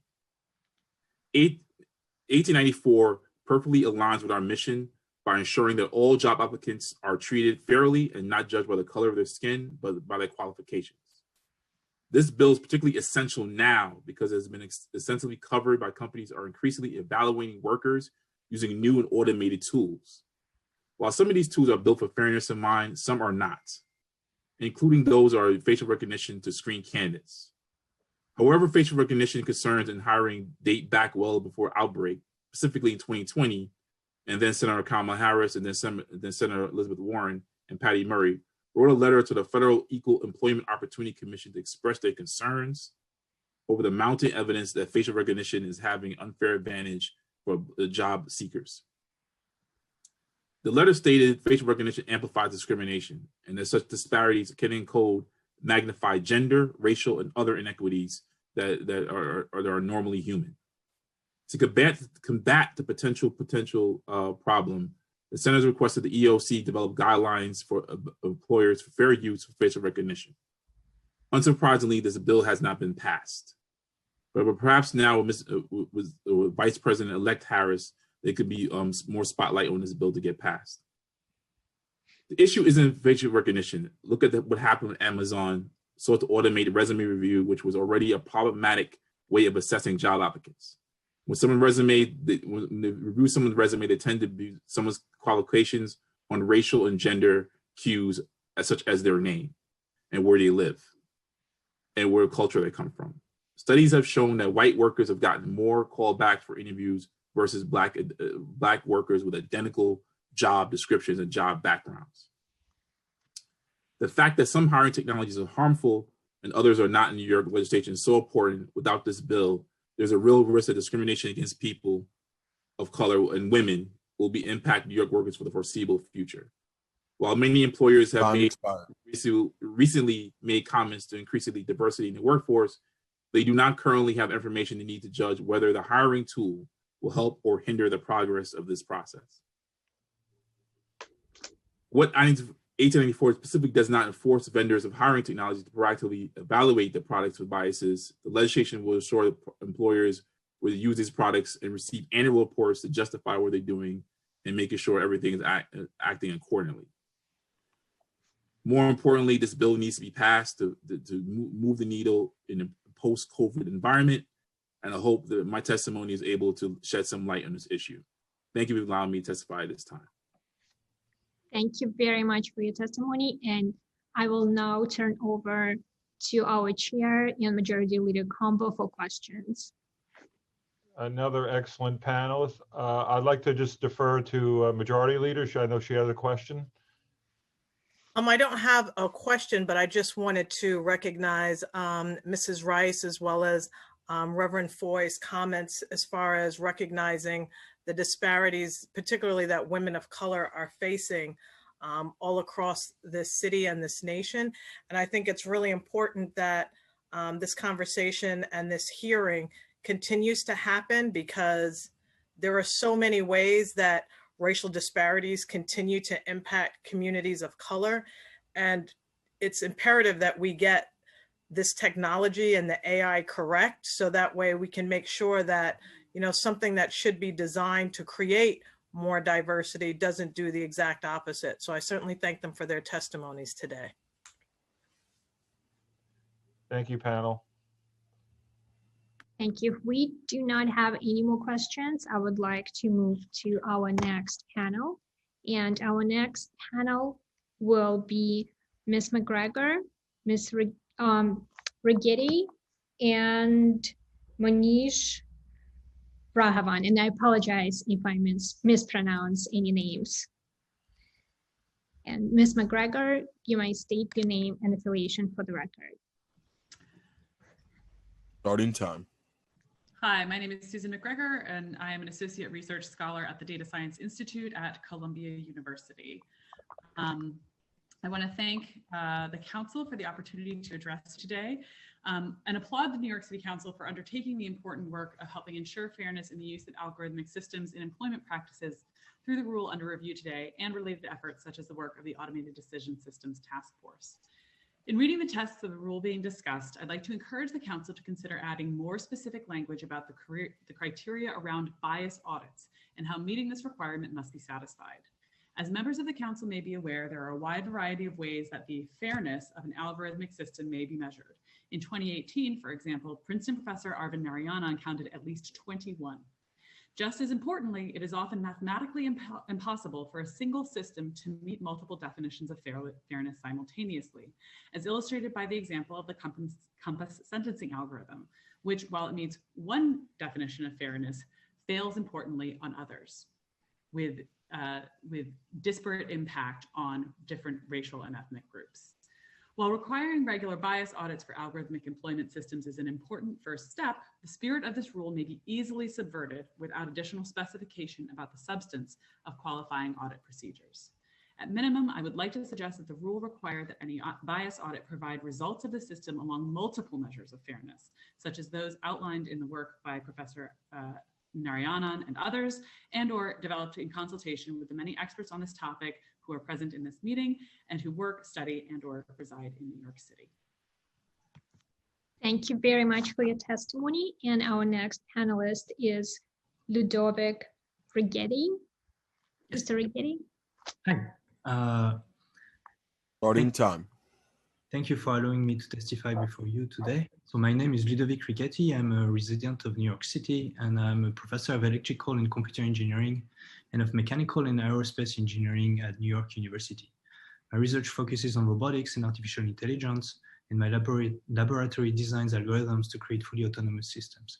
I'm a member of the IEEE Robotics and Automation Research and Practice Ethics Committee, and I regularly serve as a civilian expert for international organizations such as the International Committee of the Red Cross and the United Nations Institute for Disarmament Research on issues related to the regulations of autonomous weapon systems.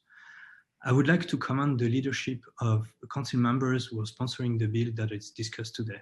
I think this is an important and necessary step to ensure that automated decision systems are used in a transparent and responsible manner, that they lead to a fair treatment of members of our communities, and that companies selling and using such systems are held accountable. It's also important to build trust in our institutions. A growing body of scientific work shows that automated decision systems often exhibit unintended biases, whereas they can actually amplify bias and discrimination and hide them behind the complexity and the wrongly perceived objectivity of technology. The bill is constructed around two strong pillars, bias audit and candidate notice. Both are important, but I see a few potential issues. Concerning bias audit, what will constitute a credible and successful bias audit? It is important that a certain number of criteria be put in place to ensure a meaningful application of the regulation. For example, it might be important to require that the auditor has access to more than just the system treated as a black box. Otherwise, the audit will not find issues a priori, for example, by finding misconceptions in the algorithm or issues in the data used to train the system. The system needs to be transparent to the auditing body. The auditing body will need to know what the underlying algorithms that are used, for example, to ensure that appropriate bias mitigation techniques have been considered, and second, which data is used to conceive the system, for example, to detect if the data is sufficiently representative, diverse, it does not contain obvious bias. Both algorithmic and transparency is crucial to increase the ability to detect potential problems upstream. It is also important to define what is expected from an acceptable audit report. Concerning candidate notice, the disclosure containing the characteristics used to assess the candidate should be provided in a legible form. Candidates should be able to understand what these characteristics mean, and they should be able to associate them to their own profile. A lack of legibility could undermine trust in the process. It might also prevent candidates from seeking remedies from a process they cannot make sense of. I understand that these are complex questions that might not be settled in the bill, but I hope they will be considered for its application. I am glad to see New York City taking the lead on such questions. I support the proposed bill, which will help protect New Yorkers seeking employment from systematic discrimination and provide tools to make sense of hiring procedures. I hope that the City Council will also go further and continue to set stringent standards for fair and beneficial use of automated decision systems. Thank you for giving me the opportunity to speak today. Thank you very much for your testimony. And our next panelist is Manish Raghavan. And I apologize if I mispronounced the last name. You might put your name and affiliation for the record. My name is Manish Raghavan. I'm a researcher at Cornell University. Good afternoon, Chair Holden and the committee. Thank you for the opportunity to speak today. So as I said, I'm a researcher at Cornell. I study the societal impacts of algorithms, particularly in the context of hiring. And today I'd like to offer up some insights that I've learned through my research over the last several years. First and foremost, I think this effort to bring regulatory scrutiny and transparency to automated decision tools is much needed. We don't yet have a good framework to ensure that these tools don't perpetuate discrimination, and I believe that this bill is a valuable first step in that process. In addition to the excellent prior testimony we've heard today, I'd like to spend my time today making 2 points in which I go into further in the written testimony that I've submitted. First, I'd like to make the case that without particular standards, audits will fail to be meaningful and to detect important avenues for discrimination that exist. The second thing I'd like to point out is that attempts to audit these algorithms will have inherent limitations, and we shouldn't overlook those limitations. So first, I'd like to talk about how while this bill empowers auditors to assess compliance with applicable employment discrimination laws, we can and should use audits to seek out discrimination more broadly.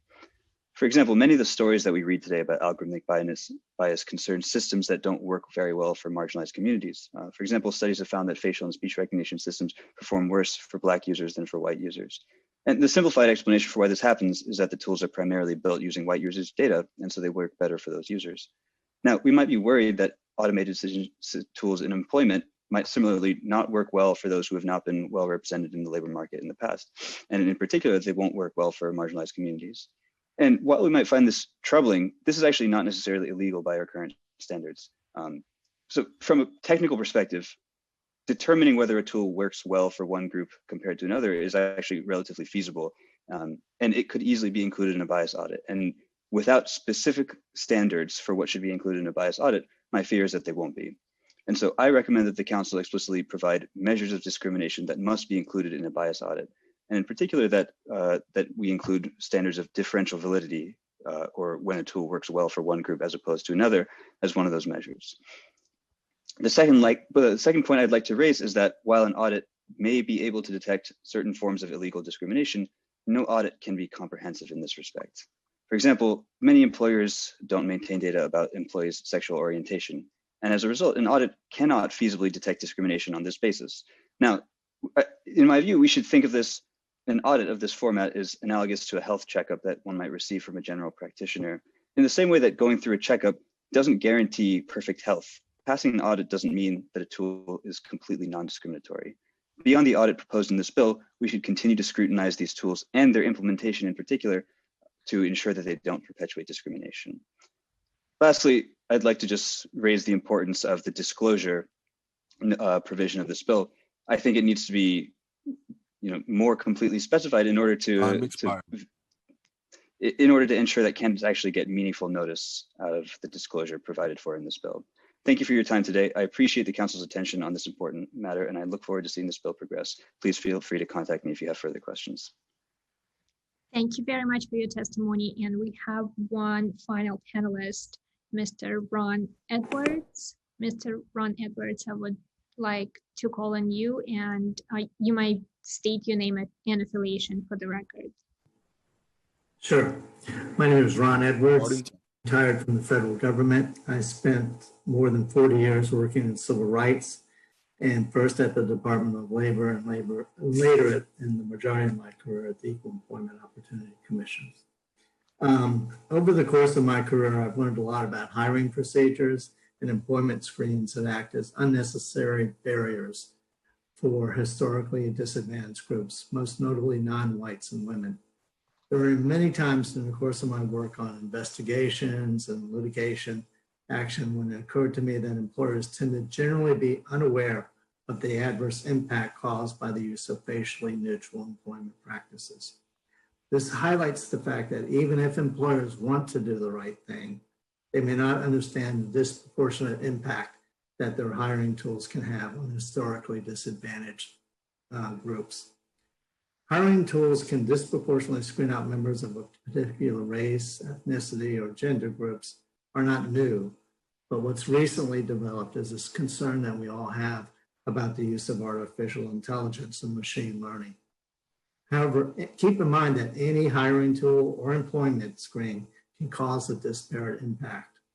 It is extremely important that all hiring tools be held to the same clear standard. Developers and purchasers of such tools must understand the standard, and they must be motivated to audit their outcomes. We've heard a lot of discussion about the need for a structured audit and clearly stated parameters of such audits. And the standard actually already exists. It's the federal standard for adverse impacts testing has been available since 1978, when EEOC and other federal agencies came together to publish the Uniform Guidelines on Employee Selection Procedures.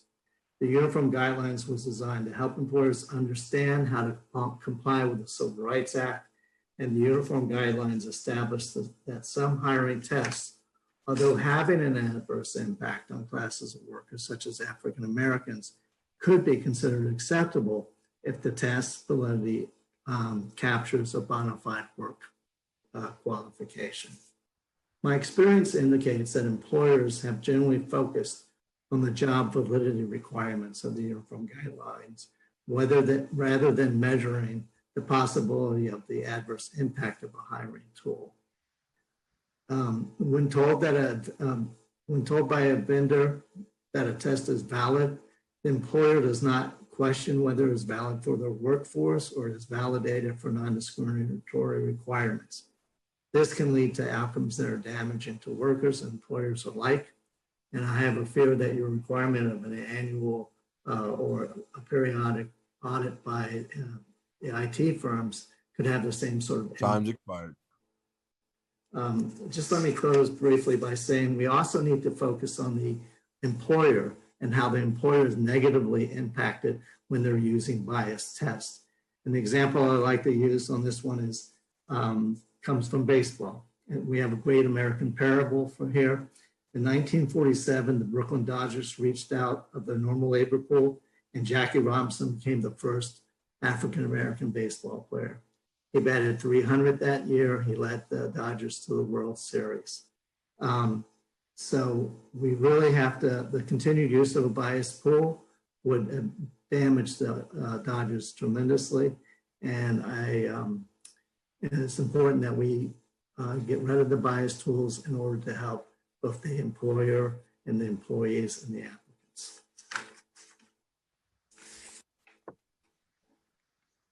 Thank you very much for your testimony. And now I want to turn over to Chair Holden for any questions for this panel.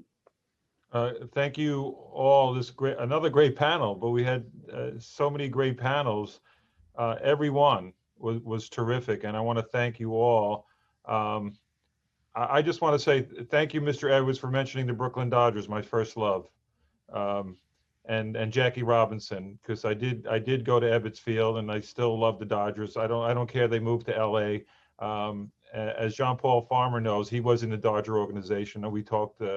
But that was I just want to thank you for that. But I want to thank you all for your testimony, your wonderful testimony, and Manish for your written testimony too. It's some good information. I started reading it. I'm going to go back to it, and especially your recommendations I'm interested in. So thank you. And the wealth of knowledge on this hearing has been amazing. And I want to thank Majority Leader Cumbo for her bill. And this hearing shows me that we need to move and move fast. Does anybody else have any questions for this panel? I do not see currently anyone raising the Zoom raise hand function. So I see no questions from other council members.